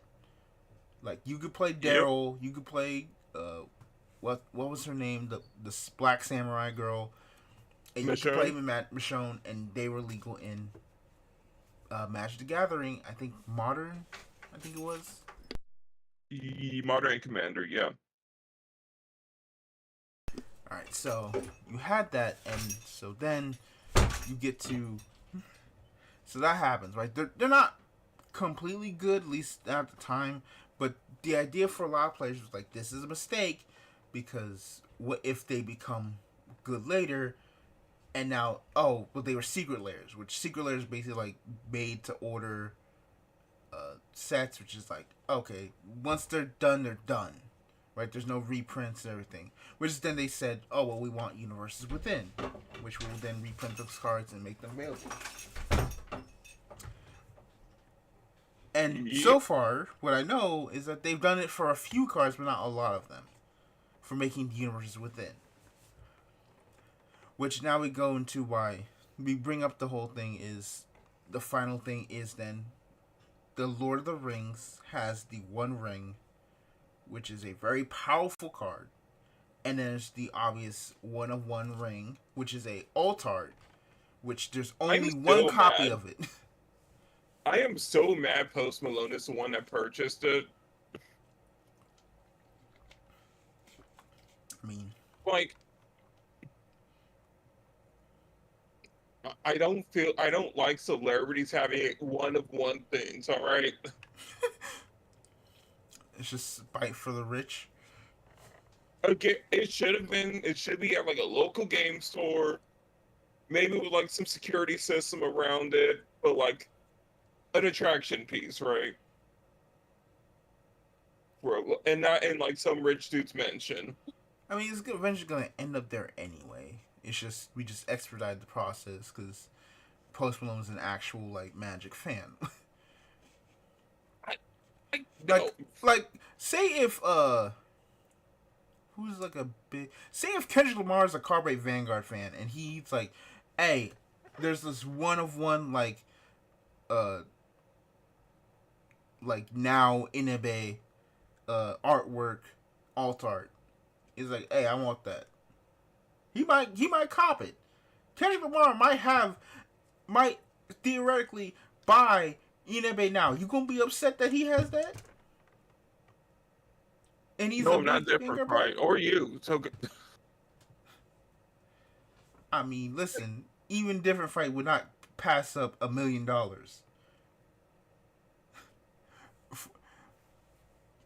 you know, I get it. But yeah, it's just like, you know, obviously they care. and everything. So that's not really a thing. But the point is, because the one-of-one ring, well, so it was found like almost within a week, and they had to double check. It's like, wait, what? How is it possible? And the simple answer is, people bought so much Lord of the Rings that they didn't know what the stores that LGS didn't know what to do with it. They just had a bunch of bulk cards because people wanted to buy the one-on-one ring. Yeah. It's like they didn't care about anything else. They just wanted the potential money from it. But Wizards saw that and said, well, I think the best way to put it is the way that Josh Johnson kind of put it when he was talking about, pastors and, when they get the money and everything. It's like, you want to do good, you want to, like, preach the word and everything. And then you go to the back, and then you see all the money you got from tithes and offering. And you just sometimes your mind just opens up and say, "Nigga, we rich." That's the best way to put it. Just like, it's like, we want to actually do something cool with the community, and then they saw the trucks piled of money coming to the door, and like, oh, we could make that much money. Oh. And so much money, they didn't know what to do with it. And they're like, wait, but... And then, obviously, I think the thing also happens is Hasbro, the parent company that owns Wizards of the Coast, was like, y'all can make that much money? Hey, homie, we struggling over here. We might need that... Like, we got these Power Rangers that we didn't want to begin with, but our old CEO just left us with him because he died. Which is like the craziest thing.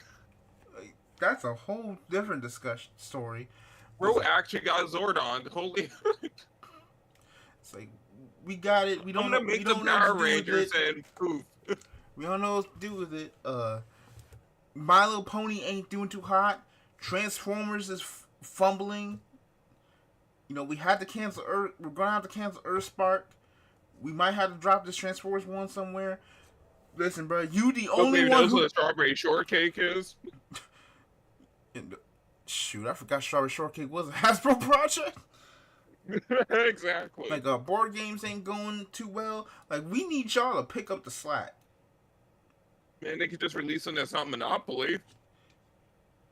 And then but basically the whole point is Wizards basically is doing this, one, because it makes money, but two, Hasbro can't get another IP back off the slump long enough to make money. Exception, and that's Beyblade. Like, it's Beyblade, which they have to do with Takara Tomy, and they are breathing down their necks like, you better not mess these up. We saw what you did with Burst. You better not mess this up. And they're surprisingly not messing them up. No, the only thing is, like, it's just weird how they're releasing these, because, like, there are some bays that just released earlier ahead of time. Like, what was it? The Unique line was not... Yeah. The Unique line is supposed to be out in January. There are some stores started selling them last month. Honestly, I need to buy some Beyblades. I have like store run cash right now. I think I have basically every Beyblade that's released in stores right now from the Hasbro version. But like, basically, it's like outside like Beyblade, which isn't even their whole thing. They're in a collab with Karatomi. Magic Gathering is the only thing, so Magic has to pick up the slack. So that's why they have to do more and more Universes Beyond. They have to do Assassin's Creed. They have to do Marvel. They have to do all this other stuff. And then they announced we're going to do Final Fantasy. And then we're going to have Spider-Man for next year, too. And then this is why we're at this point. It's like, well, we need more money because Hasbro sold a big thing, which I read the financial report. They sold something that cost them like $50 million they're still in the hole for it because of how much that whole project didn't sell much for. Like, it's still down like $50 million because how much they had to sell that branch, which was their like own personal like filmmaking branch. They had to sell that. So, and they're still down 50 million because even though they sold it, it didn't take off the fact that all those stuff they did have to do cost a lot of money. So they were still down 50 million just from that whole thing. And then you have to go to um, everything else, right? So combined with Yeah. that, they had to do it. So it's like, well, obviously Commander's there, but you're gonna make this big push for Standard, right? Well, if Standard pops off and Commander pops off, what else can we do? And the simple answer is we have all this Universe Beyond stuff. But if you're making a push for Standard and not really quote unquote working on Commander, because let's be real here, every set has Commander cards in it. I mean, quite literally, they made a card in Commander. They made a card for Modern that was meant to be a Commander in Commander, and it's banned in both formats. Like, Commander is still so aligned in the brains of the developers, and they can't. And it's also told when they said it's like we didn't have time to retest the card when we had to put it in. Right. And so it's like, wow, you just said the quiet part out loud. It's like Commander matters more than any other format of the game. So now we come to that point is that Magic is effectively in a situation where how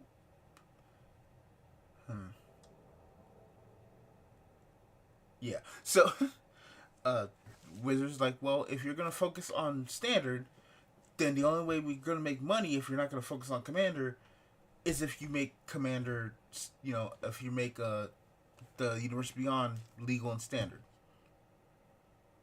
And they pulled that trigger. They're like, listen, we need the money. That is too much money to give up because you want to keep your lore.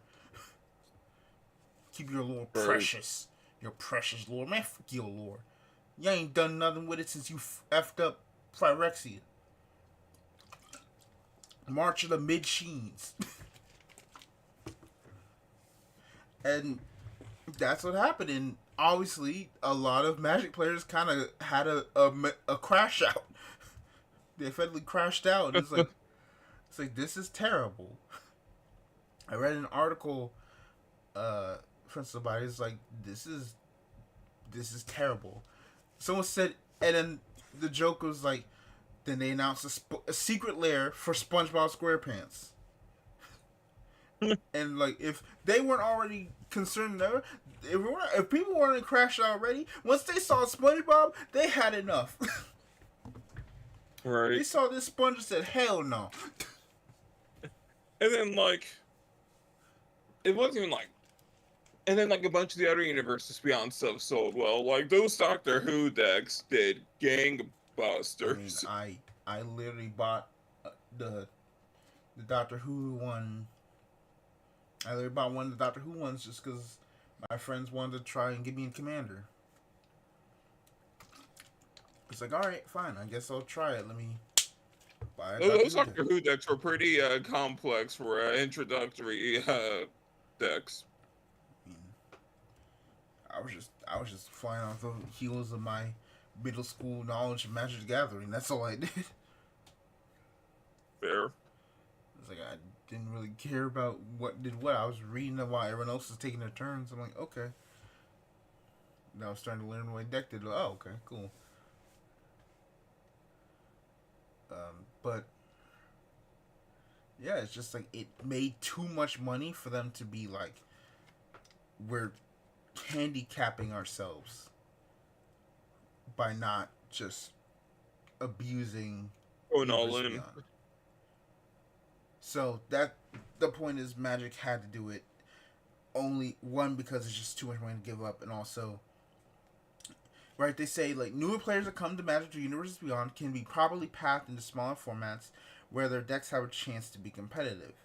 Veteran players should appreciate a reduction in straight to modern sets that have created more churn in that format than typical sets do. Our design team gets to do what they're best at. We have decades of reps making sets built for this default use case. That's what they say. Why bring Universes Beyond to all formats, and we achieve these several goals. And they go into more details, which you can all read. I'll put in the description. Hopefully, I remember this time. Um, but Like it all makes sense. so before I ask, I'm gonna ask you this, which is, what do you think about this change? And I'm gonna before I let you answer, I'm just gonna say, well, I'm gonna let you answer. Actually, sorry, my bad. I'll talk after you finish. I think it just makes sense. Like I'm okay with it, which is, I mean, I guess pretty controversial, but I was like, I was pro collab sets and what was it, Buddy Fight. I wish we got more of the collab sets in Vanguard. I'm not gonna like suddenly change my mind over this. I think collabs are fine and a good thing, and bringing them to the main introductory format that is standard, where you're hopefully trying to bring more people in before they bleed into places like Modern and Legacy, is the smartest move they could possibly do. Like you want to, I think other like content creators have said the same thing about collab sets. You want them to go from, ooh, this looks cool, I like this thing I know, to seeing another card in someone else's deck across the table and going, wait, that looks cool too. Hold on a minute. Let me check that out, right? You want to bleed and you want stuff to like bleed through into other formats. So I'm in favor of the change. So I'll point. So okay, so I'll point it out. I saw a video from Toys Down Under, uh, who was previously some gamer dude, when he talked about when he got a discussion about it, and he said, you know what, that this might be a good thing, not because of just it's class, but because his words were basically that Magic hasn't had a storyline going on since 2002 or 2004. They've basically been kind of retreading stuff in the main story, and feel like they've at this point just run out of ideas. At this point, if it means like you can keep some freshness into your world by adding in collabs, you might as well go ahead and do it. Yeah, we've based, Like, not since, I mean, I'm not gonna say since 2000, 2004, but like for the past like at least 2 years, we've been at theme park land for Magic. yeah. So I say this to say, my stance on collabs is I like them. I've always been a fan of collabs. I've always been cool with collabs. But there's a line, right? And that line for me is, I don't want the collabs to just become willy nilly all the time, everywhere, and I don't want to just kind of take over the game, right? Because a lot of people are like talking about, oh, I don't like, using Vanguard for example. I don't like Token Rambo, or I don't like Monster Strike, or I don't like, uh, these Shaman King getting their own sets, which means we have to spend a whole month not caring, right? And it's like, Oh, I hate that argument so much. You don't. Here's what I think people don't realize, right? Like, and I think maybe it's this seems like exclusive to Vanguard fans. I tend to notice in other card game communities. Vanguard players are the only fan base I've seen that get a high from daily reveals. Every other card game, people love breather periods to some degree, where there isn't always a new card they have to look out for. Only Vanguard have been like, oh, it's collapsing. I don't like these cards. How dare they take away from my daily reveals? I don't get it. Like Vanguard players need to stop. So I can probably go with this, in my opinion, which is frankly,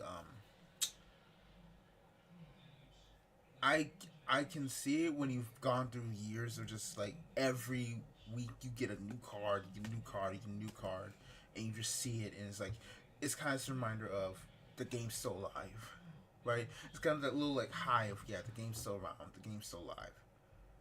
Um, But you need some object. You need to have like some sense of object permanence here, though. I guess is like my opinion. I Like just because one set isn't one or two sets isn't for you doesn't mean like you're being pushed out. Like you can like go outside, try some other stuff, enjoy your current cards, anything. I mean, if we're gonna be blunt, this is the same like community that effectively started an entire war between standard and V. You know, back when it was the original. I mean, V when it was originally standard and premium, right? This was the same thing that literally said when the two formats converged and a new in the first set dropped. People were like, oh, premium's immediately better because it has a much complex card pool, and people were like, well, standard's better because it's just easier for people to get into. It's gonna be the proper format, and it's like they kept going at it for so long that when and then we all of a sudden had this, you know, I don't know if it's partially revisionist history, but partially also that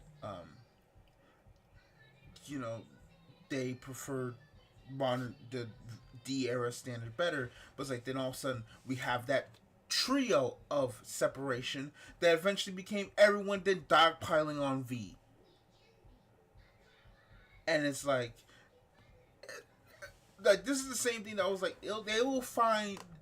I don't mean to say this is like a thing, but it's like a And peeve I have I with guess the community is like when it's something that's not in. I'm trying to figure out how to say this because I'm trying to be like because I'm also like upset about how the way they've been handling the legacy formats too, right? So I can't just be like um saying like oh Vanguard plays there, but I'm trying to say when it comes to something different, they aren't usually they are very much kind of uh, just would hard headed be the right phrase for it? Will it kind of stubborn kind of go that, to that, it? that's the nicest way to put it. Yeah.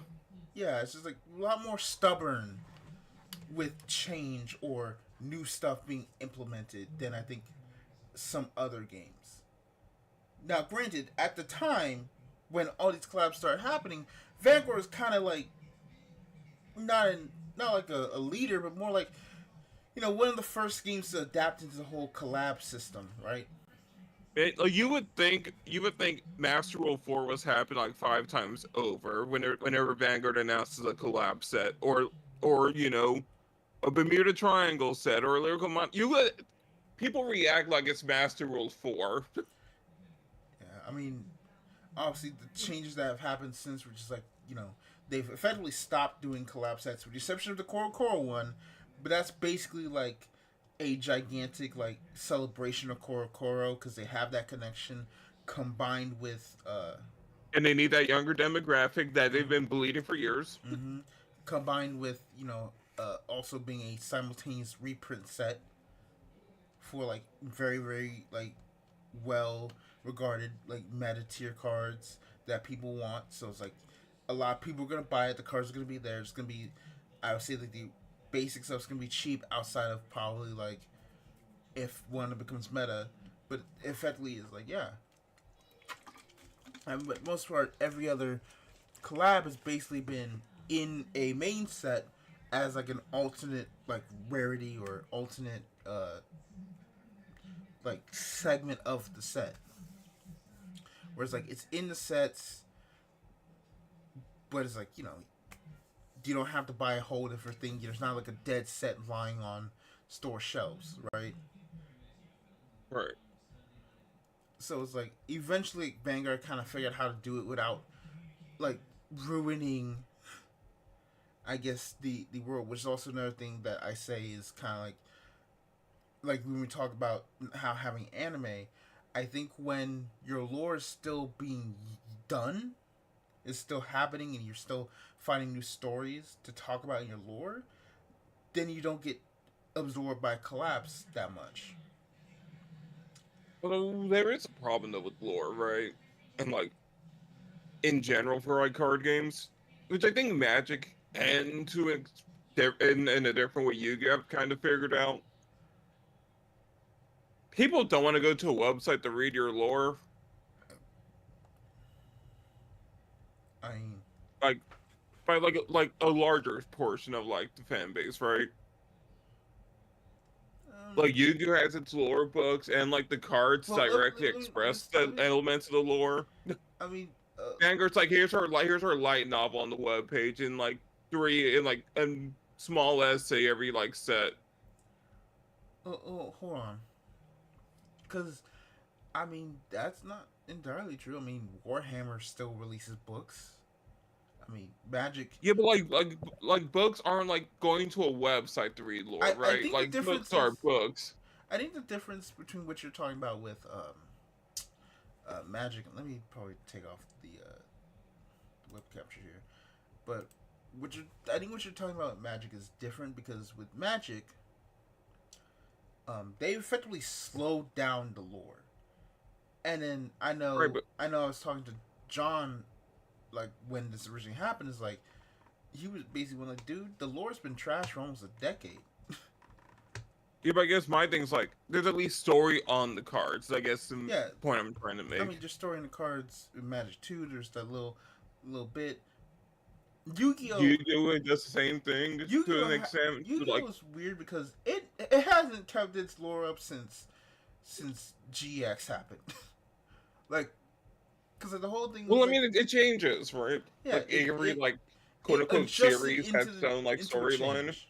It adjusted into a change where it's like, oh, this, how you have the anime cards that have connection with the anime. They have like their own era of cards, where it's like, right, you have that mix of, you have cards that like are focused with the anime, then you have more like unique cards, right, like Diabell Star and everything, right? That's Right, you have the card sorting, like you have your dual terminals, your Road yeah, Legacy, like there's other lore. your Albaz, right? Yeah, there's other lore areas to get. Like there's like pockets of individual lore rather than like There's a through us line you can us follow. yeah, for a thing, whereas as opposed to like sets that just like are focused on this piece of the storyline.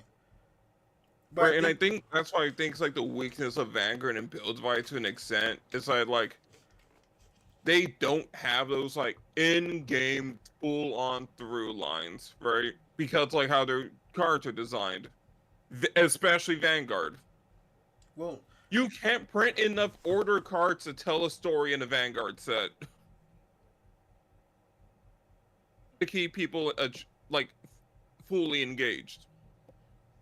I mean, yeah, that is kind of true, which is why the anime also kind of makes up for it, because it is simultaneously like doing that thorough line, but not in the way of, it's just the Cray story, but rather the Earth half, right? It's the Earth half and how that is playing out, and then you also have the lore, which also has the Cray version playing out.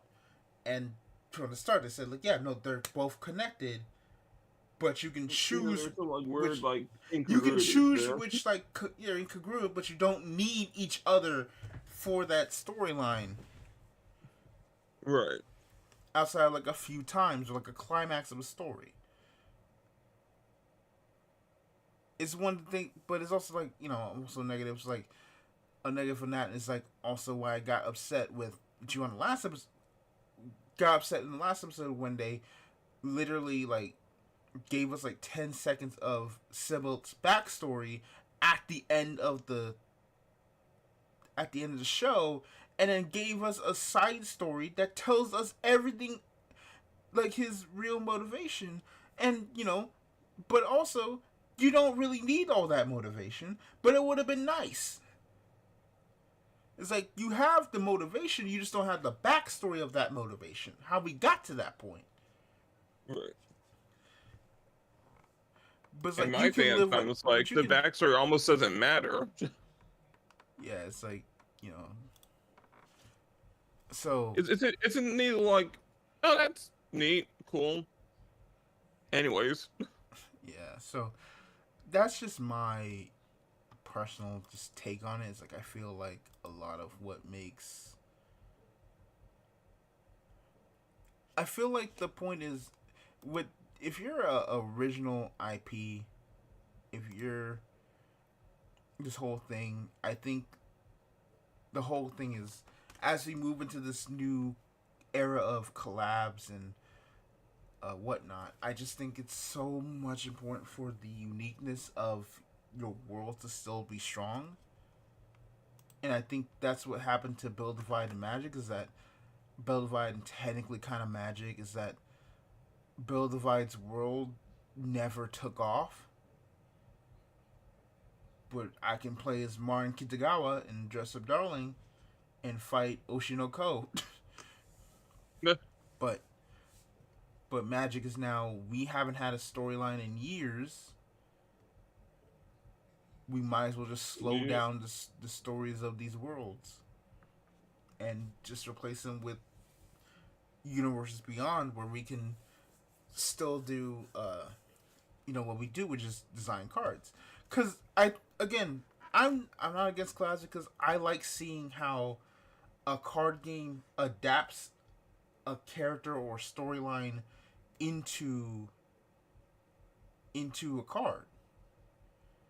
I don't know much about Korokoro, but I was like seeing some of these like stuff. I'm like, oh, that'd be cool. I would really like to see how this works in the terms of all these IPs in Korokoro. I don't know much of Korokoro, but it seems like they put in a lot of love in here. now you know Shot. what I find like the interesting I outstander is out of these collab sets? hold on one thing, but like one Musha King. huh? The Musha King's cards. What about it? Like those I feel were like one of the more like interesting and outlandish like integrations of an actual arcade game into a Cardfight Vanguard format. Hmm. It's like I don't know anything about these fighting beetles, but I like this rock paper scissors mechanic you got going on here.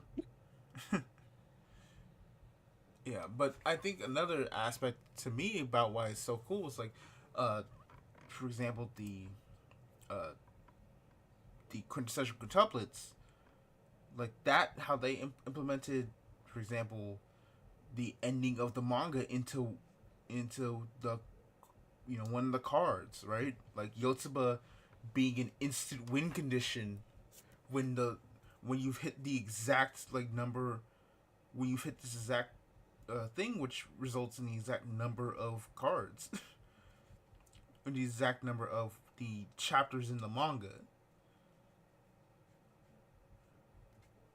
Because like, oh, if you hit Mm. 14, if you hit 14 quits in your like zone in the specific zone, and 7 of them are all different, you win the game. And it's like because Quince has 147 chapters, and the character that Oh gosh, yeah, it's like that is yeah, that's hilarious. what. Ranger Reject has more chapters than Quince now. We Nikki's like, all right, this is my actual child. Quince was a prep. Quince just got me the money. Yeah, but that is the whole thing. It's like I love seeing stuff like that. Like that's so cool. Like that's Right. such a really unique way of doing it. So I'm not against collabs. And like Monster Drake having actual gotcha pulls. Yeah, that too. Like I like Shaman King having Oversoul.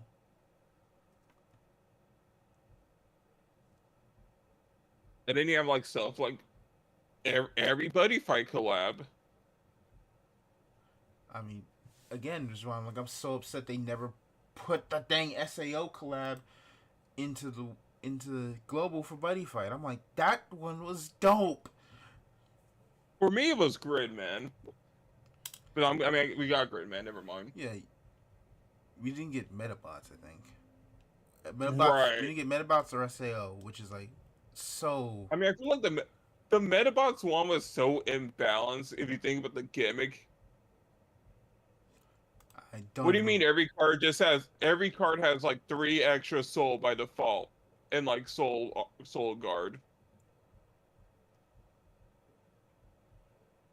Every single monster for free.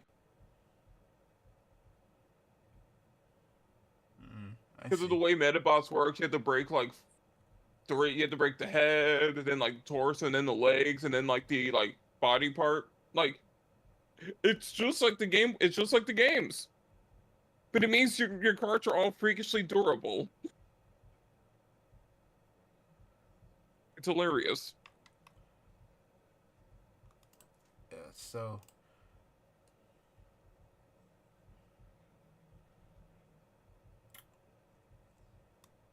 Um. Yeah. So I think another also thing is like I think it's just kind of a little tangent. Is like I really do. I. I don't know what I'm trying to say anymore. I think it was also things we've hit 2 hours again. Yep, 2.5 hours.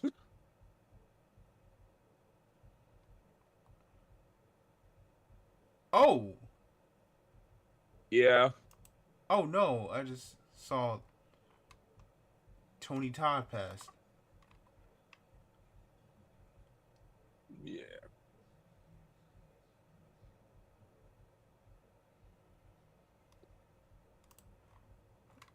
That's an awkward thing to see. I'm so sorry. I'm on Twitter again. Okay, so I don't know. What do you? So here's my kind of final question. What do you think uh, the legacy of Bill Divide in this announcement would probably do to the future of the industry? All right.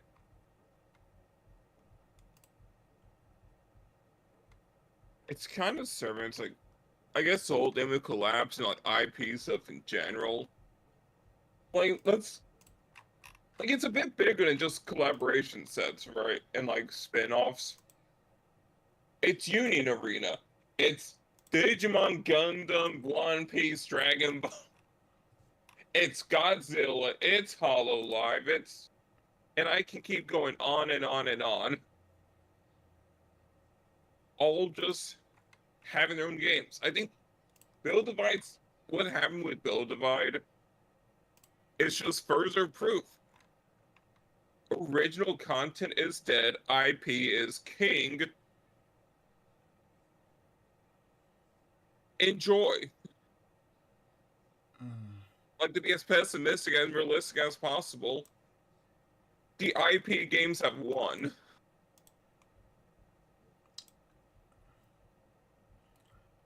I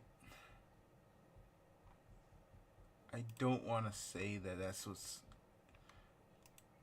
the case. I think just right now. Mm. Don't even get me started on Lorcana. I forgot to mention Lorcana. Oh yeah.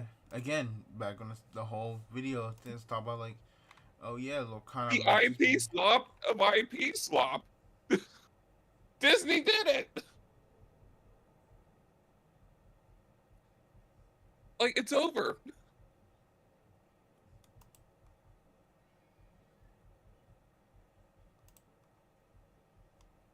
And I think that's fine. Like we're heading towards a future I think. where the main thing that matters is rule set more than anything else. The card games are becoming card games. If that makes any sense. Mm, It's like poker, right? Only your poker card's gonna have different like designs on the back. And you're just picking a different rule set to play by. so my thing is, I think we just need a. I think it's just like. I just think really what happened is just that in my opinion, I just think Aniplex just didn't. I think for their first, I think what is like Aniplex for the first go around with Build Divide, it just didn't work out. I think that's just the best way to put it. It's just the unfortunate thing is also it was didn't work out at probably the one time, just right as ironically at the same time the industry basically all started to go into collabs and IP like And I forgot to mention. I combos. forgot I even forgot to mention a game that's pretty relevant to this discussion. What? Freaking Zen and Zard.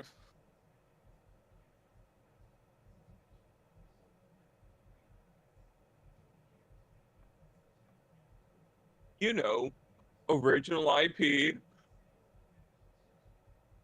went the way of collabs, did all right, stopped doing collabs, and immediately crashed out afterwards.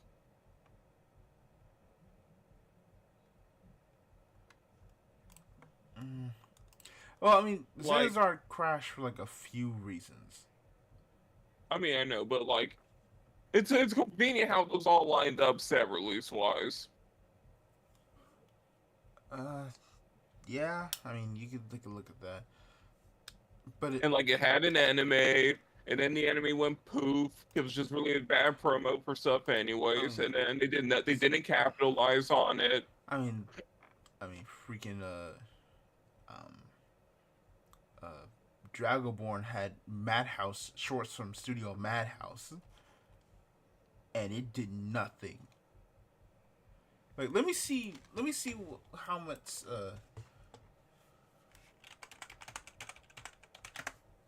Let me see if I can find the actual like the channel itself to see virtual channel. Let me see what their biggest video was. Their biggest video was sometime around. Yeah, I think their biggest video was around set 400 400K, but it was the trailer. It was the teaser with actual gameplay. The Dragonborn episode 1 of the animation got 19K views, and that was it. I mean, it's probably because 140K views being ran as an ad on YouTube. That always inflates views. I mean, this was 6 years ago. Right, but like if you like ran like an ad on like YouTube, it's still gonna be a YouTube video that gets views. It's Yeah, just but it's a just, really long ad. yeah, I'm just trying to say, like, they just didn't exist. Like, the Yeah. modern way of ads is. So, I think. I think really was like Amplex's first way just kind of just didn't work out. I just think they didn't know what exactly to do. I think they made I mean, it's very obvious that they made a mistake with the Buster Trigger. But I think also the game was just more complicated than it needed to be. Obviously, why Bright existed was to lower the barrier of complication. And it just kind of fell off just right as the collaboration, like, and stuff, like, happened. Honestly, the Buzz Trigger stuff almost feels like they were tasked with making an edgier Vanguard, right? I mean, you can And kind like even from the onset, right? It said like you got your it's gonna be like you're like Mikaichi and it's like cool shiny Night Blaster blade. It's like you got Teruto, this dude in dark with a cool hoodie and his waifu with a scythe and short shorts. And instead of getting lucky with triggers, you get unlucky with triggers instead. It's so hardcore. when you put it like that, I hadn't even thought of it like that. and both of them have a sister. Yeah, except Terato's sister is much more plot Right, relevant. right. But like, it does feel like Edgy or Vanguard. You know, I can kind of see that. This idea of what if we made Vanguard but darker? We try and make like Man, you got your silly book, we got our territory cards and our aces as well. We get two signature cards. Huh. because honestly, I think Bloom is very much like yeah we wanted to have edgy Vanguard, but we also want to be like have some aspect of Yu-Gi-Oh too, right? Because Right. Bloom doesn't have a scythe. Bloom has like a staff. Also that It's been also that the it's been like over a year. Get him some slack. also like Terato's deck is like black and is focused on gambling. Yeah, it's Yu-Gi-Oh and Vanguard like just crossed together. It's like it was going to have some identity issues at some point, and then the unification took over, and then it's like, oh, we're having even more problems on our hands now. So I really think it's just like I think there's going to be. I feel like we're not done with like unique IP card games. I think again, Flesh and Blood and Grand Archive exists, right? They're still around. I think Flesh and Blood is probably the more important example. Like Altered is starting up, right? But I think for like a big company, Right. I think it's like it might be over, but I still feel like there's going to be like one more try at some point to try again with a unique IP. But I don't know who would come from. That's Definitely will be Bandai. right because like Bandai tried that when Xenazard, that didn't work. Like they tried it with Battle Spirits, and Battle Spirits nearly died until they released like a Yu-Gi-Oh set and then a Kamen Rider set, and we got Yu-Gi-Oh, Kamen Rider, and Gundam sets out the wazoo constantly, and that's been keeping that game afloat. Now those just spun off into their own games. I mean, yeah. You know, you know what's funny actually, and this is kind of related, right, to like Bandai sphere of things. Mm-hmm. You know, like every Bandai game is like Duel Masters coded hardcore. Yep. They actually released another card game recently for Bandai. Ultraman? No wait, it's not Ultraman. It is Ultraman. Ultraman is Bandai? Yeah. That can't be. What? What? So here's a fun history fact, right? Like complete side thing. But back in like the early 2000s, there was like some legal battle between Super Riot and this like Chinese company called Chio. And like between that and like a bunch of other reasons, Ultraman kind of died for a bit. And then Bandai kind of like bailed them out and like took over like basically 50% of the franchise, ownership wise. Huh.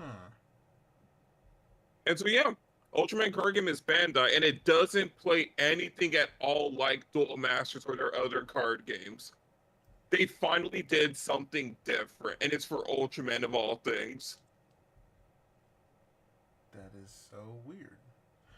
Because I've seen Ultraman, I never thought it was like actually under like Bandai's like moniker, right?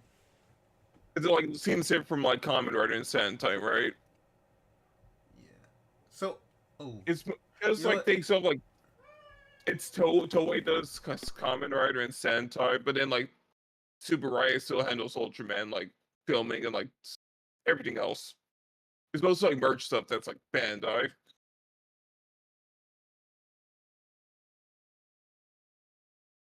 So yeah.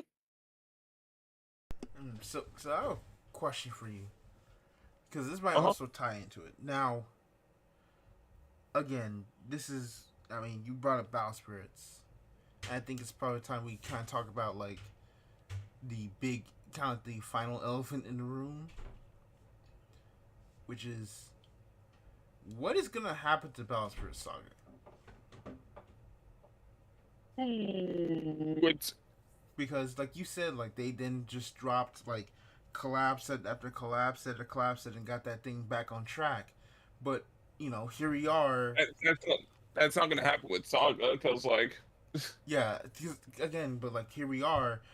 You know, they released an Evangelion set. People, I literally talked to people. People didn't even know it existed because by set 4, everyone kind of like dipped out about Astro Saga. Like again, literally, like again, I checked around where everybody just kind of stopped making content. It was around set 4, set 5. so I think here's what's gonna happen with Battle Spirit Saga, right? Uh huh. They're not going to make the mistake Bushi did with Dragonborn, which like Dragonborn costs like shockwaves and like well, Dragonborn and Luck and Logic together cost like shockwaves and like trust in Bushi Road. Mm-hmm. I think Bandai's going to keep Battle Spirit Saga like afloat, because like even like Dragon Ball Super, like that card game, like didn't get like too much spotlight, like wasn't doing too hot sales wise before they launched Fusion World.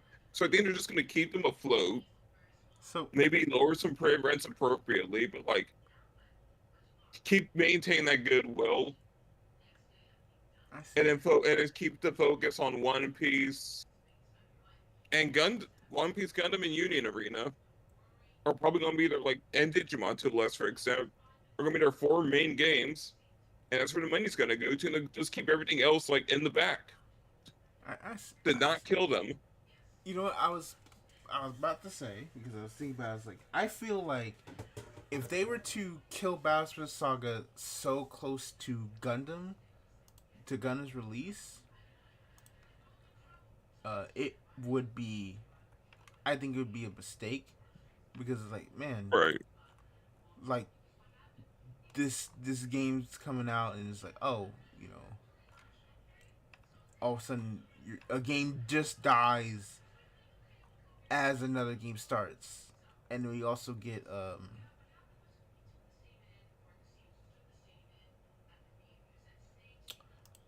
was I trying to say? And then we have dang, I'm trying to figure out what I'm trying to say. I'm sorry. Yeah, it's like you have Bowser Saga. I just saw that like Fusion World is kind of like vastly dropping off completely, and so you're right. It's like if they were to kill either, like imagine you killed a Dragon Ball game right before um Arcane Sano. right before another game, a Dragon Ball game or your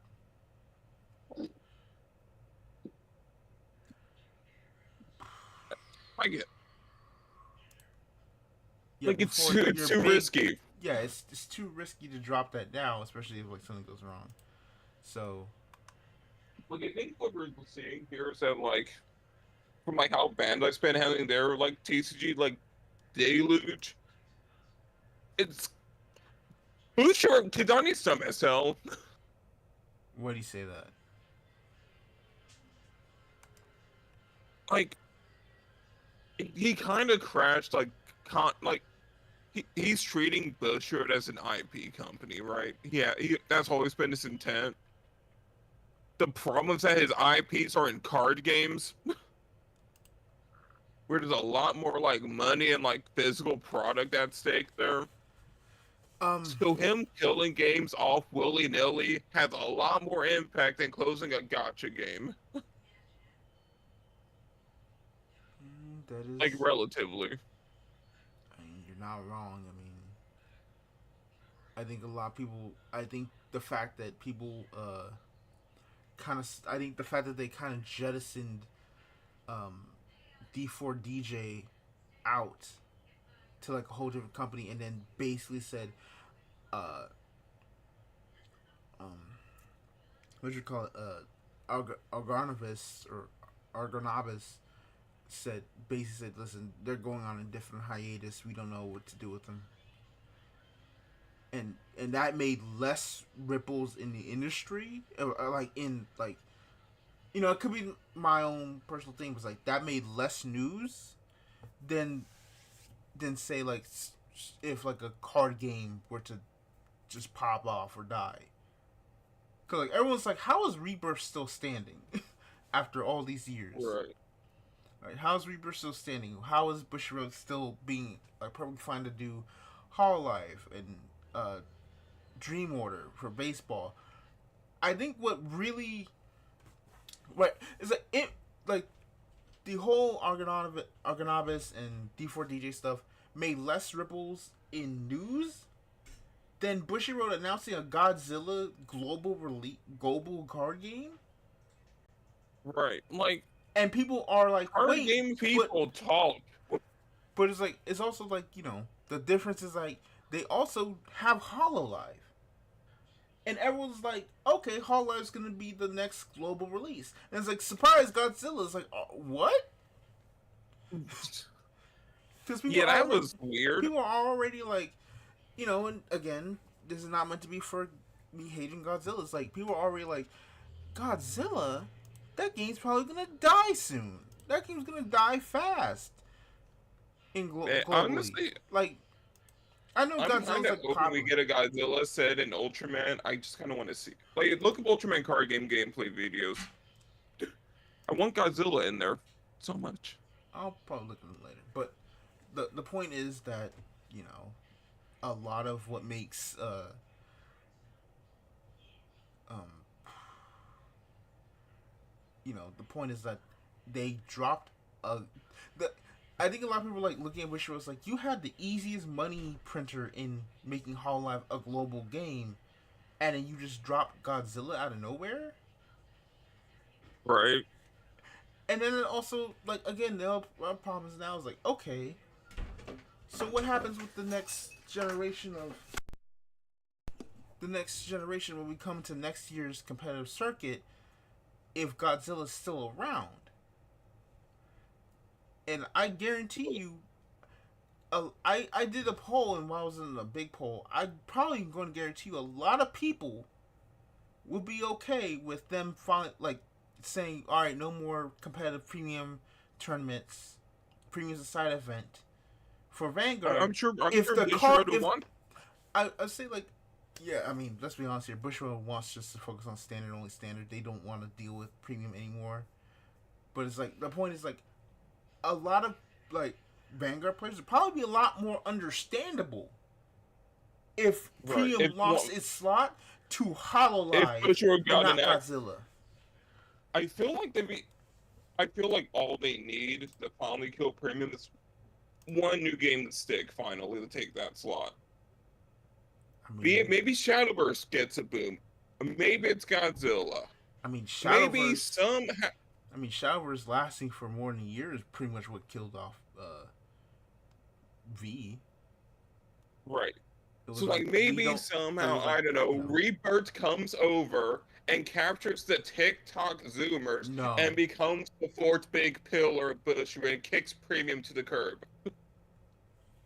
Who knows? I, But Bushy wants something to stick to finally get rid of premium. they want a game to stick globally, which is why it's like Yeah. even more like insane for a lot of people. It's like why didn't you bring on Hololive and just immediately like get I mean, close to that, right? I kind of get I it. think. Like, here's the Hololife's a weird one, Whoa, right? you were just like It, far away from the mic, bro. oh, sorry. Yeah, like Hololife's a weird one. I feel like because it is popular right now, right? Mm-hmm. But like Godzilla also has that kind of grognard legacy status. Yes, but I think the difference between like again the difference between that is like we knew Hololive existed. Hololive was already an established game. We saw it made top 10 in the last last monthly or uh segment of the details, right? We know it's a game that exists. It's her set sold like gangbusters. If you're waiting for the second set, okay, that's fine.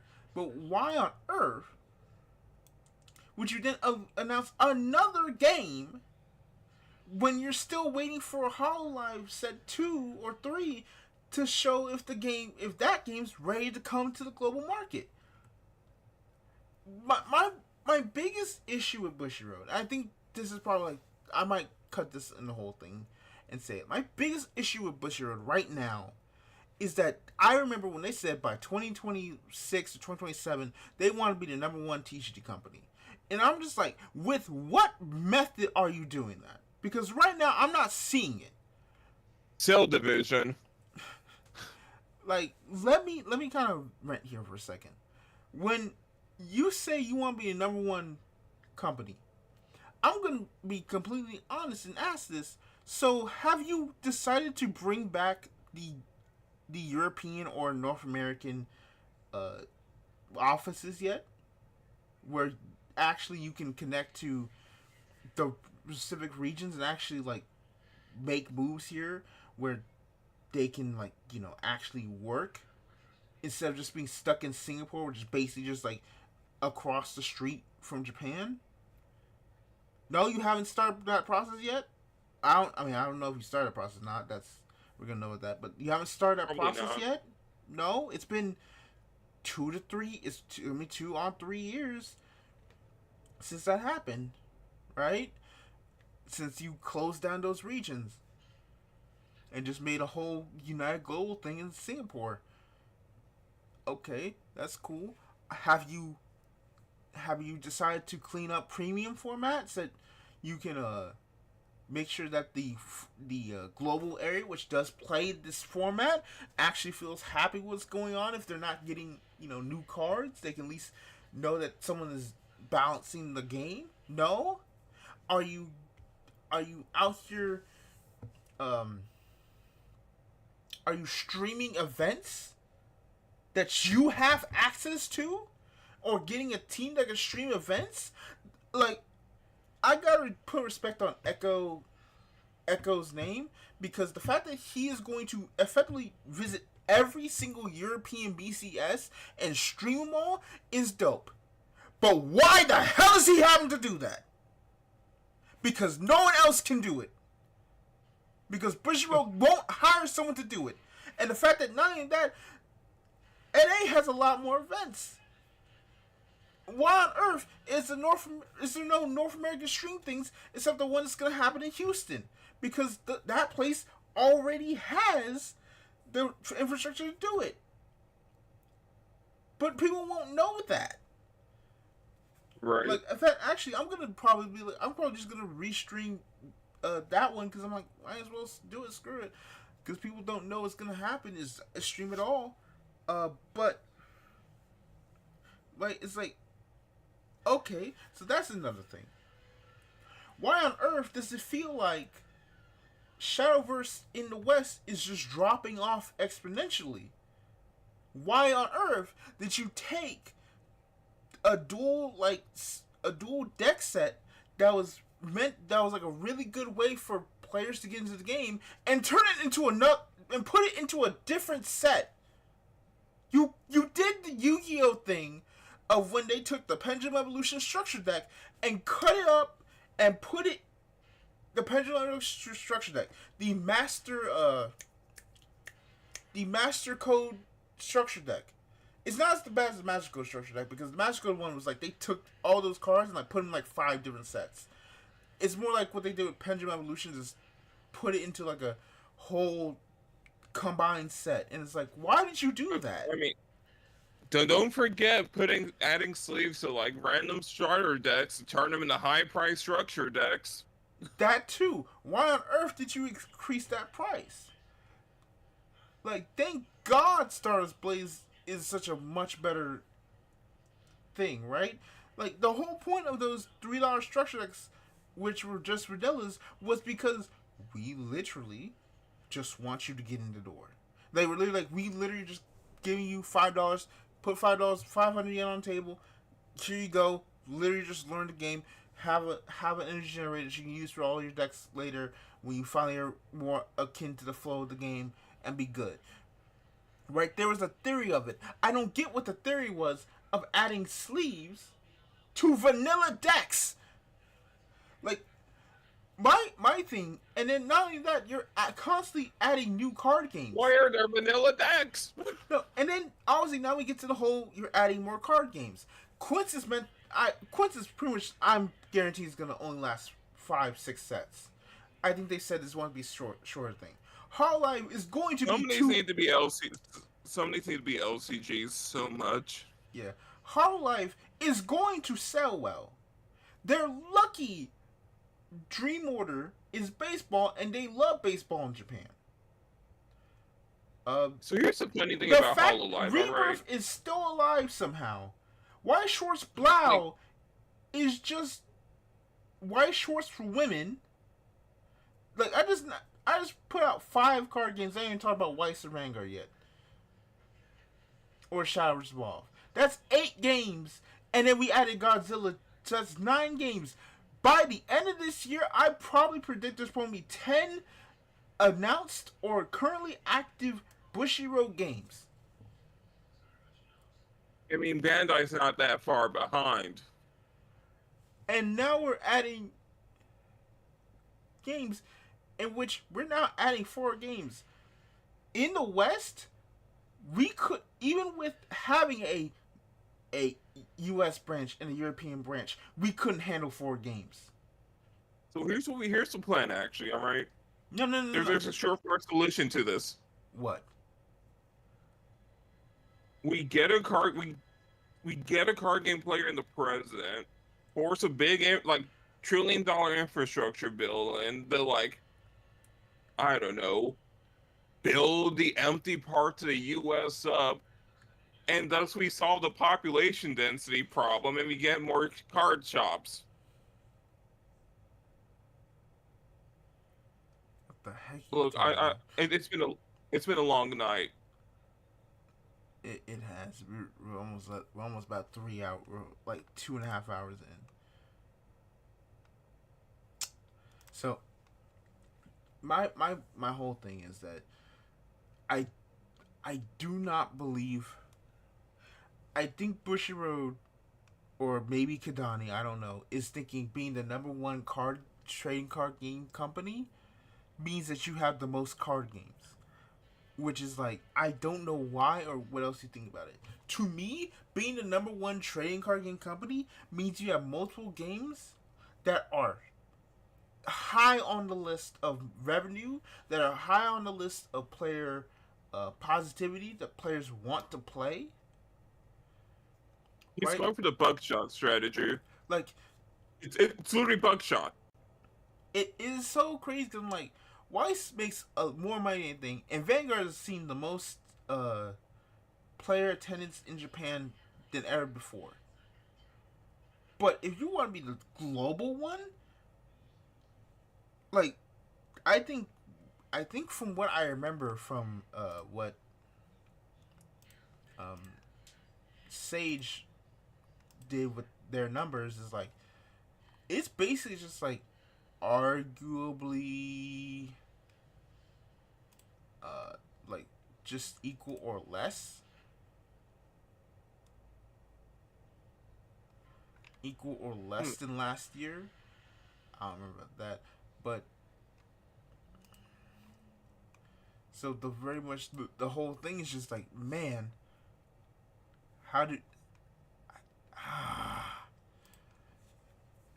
You know, so I have it's a like, theory, actually. it really is just like, I don't know where you're getting this idea. If we're gonna be the number one TCG player in the TCG game, and you can't keep 4, you're better than get 4 games working. I think the reason behind the bugshot strategy he's applying to TCGs is also possibly some weird investor-driven market caps shenanigans, right? Like, if you think there's like a bunch of segmented groups with their own market penetration rates, and so you make one thing for the Godzilla fans, one game for the Hololive fans, to try to capture as many of those as possible, and you're not expecting any bleed over, the strategy kind of makes sense, right? Like, maybe he's predicting that like Card Fight Vanguard has a cap on it, a maximum amount of profit share that the Vanguard community and any like outside onlookers can actually hit. You mean like So how when that just market, things are going to happen? like, there's a hard count on how many people are going to play Vanguard, no matter what they try. I mean, They can get close to that cap. They by recruiting some new blood, but theoretically, there's a cap. mm, And when that cap gets full, or you don't think you can bleed more money, get more blood out of the stone, your next best bet if you're some IP driven, like, shareholder funded investor guy, is to immediately go for a new market and launch a new game, a similar product line for that new market. It's why the Coca-Cola company has like 10 different drinks, why PepsiCo has like 10 different drinks. Find a new market. I get you. I think the, I mean, yeah, as a business move, it makes a lot of sense. It's just as a consumer, Actual player, as right. an actual player of a couple of these games, it's like it's It's a bit frustrating of a downer. because that money and to produce all those other games could be used to prop up this game. This game that's made it 15 years. Most games have not even made it to a 10th anniversary. I I Most games I die before guarantee 5 you, years. Build Divide as an IP will not make it to 10 years. No. Brighton, not even joking about like Build Divide is like thing. I'm talking about Bright instead. I don't think Bright is going to last that much longer, in my opinion. It's If not. it lasts 10 years, okay, that's cool. You know what? You got it. I'm just gonna let it go.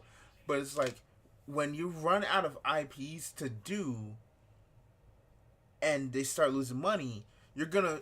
It feels like you have to either. I feel like. I think what's also interesting is like I feel like they could. I think what's also unique, and this is like a side tangent. I think what's also unique is that they possibly could just bring back Build Divide, like the base lore and whatnot, and just kind of reboot it or continue with like a time skip, kind of like how Vanguard did it. Because as long as the IP is going, it's like, well, we don't have any more money, but we still are making money, but we don't want to kill the game.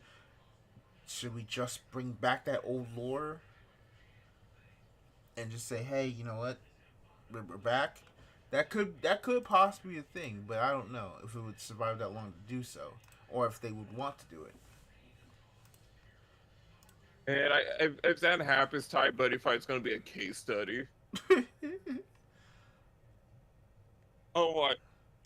Who said you can't actually revive a game? Like, Oh, I will say, the funniest thing ever was seeing that Thai Buddy Fight ban list and seeing Buddy Fight is banned in Buddy Fight. There is nothing here that we had to ban Buddy Fight and Buddy Fight. for context, everybody, in Buddy Fight, there is a card that's literally called Future Card Buddy Fight. It is the last card ever released in the game as a Banned. thing, and so it is banned because it makes a lot of other decks just strong. So that is The most ironic thing ever.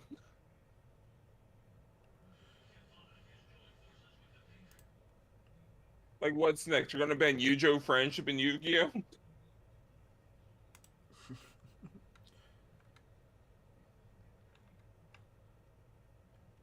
Yeah.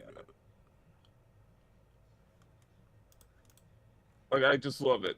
It's there's something beautiful about it that you're reviving a game, and like one of the first major ban lists you do, you ban the name, you ban the card named after the game, and just keep going with a brighter future. We don't do that here anymore. so. Poetic. I, but yeah,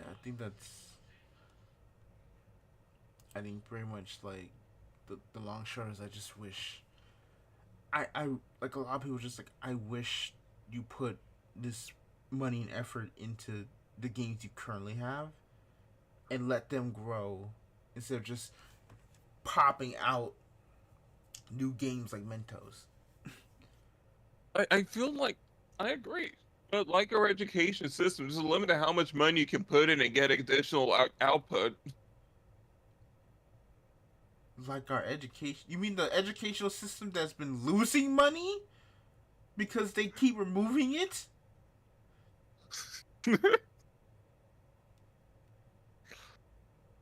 Either that was the greatest uh I the greatest reference imaginable, or you actually forgot that the education system has been shit on for almost a decade plus. I've seen some I've seen some really nice looking schools in California. Those students aren't getting that much smarter, man. They ain't learning a damn thing in California. You can say that from where you are right now.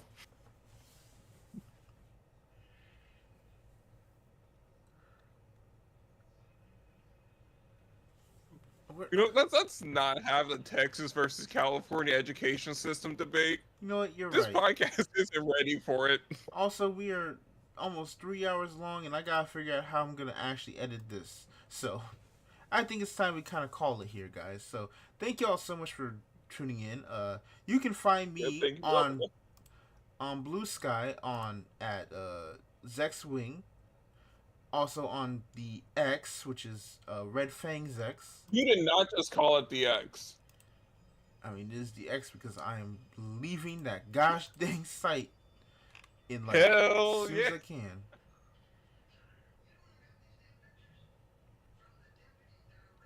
Fair.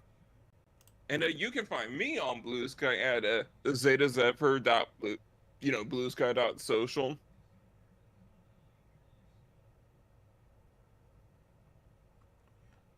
And Twitch, where you're watching this. Wow.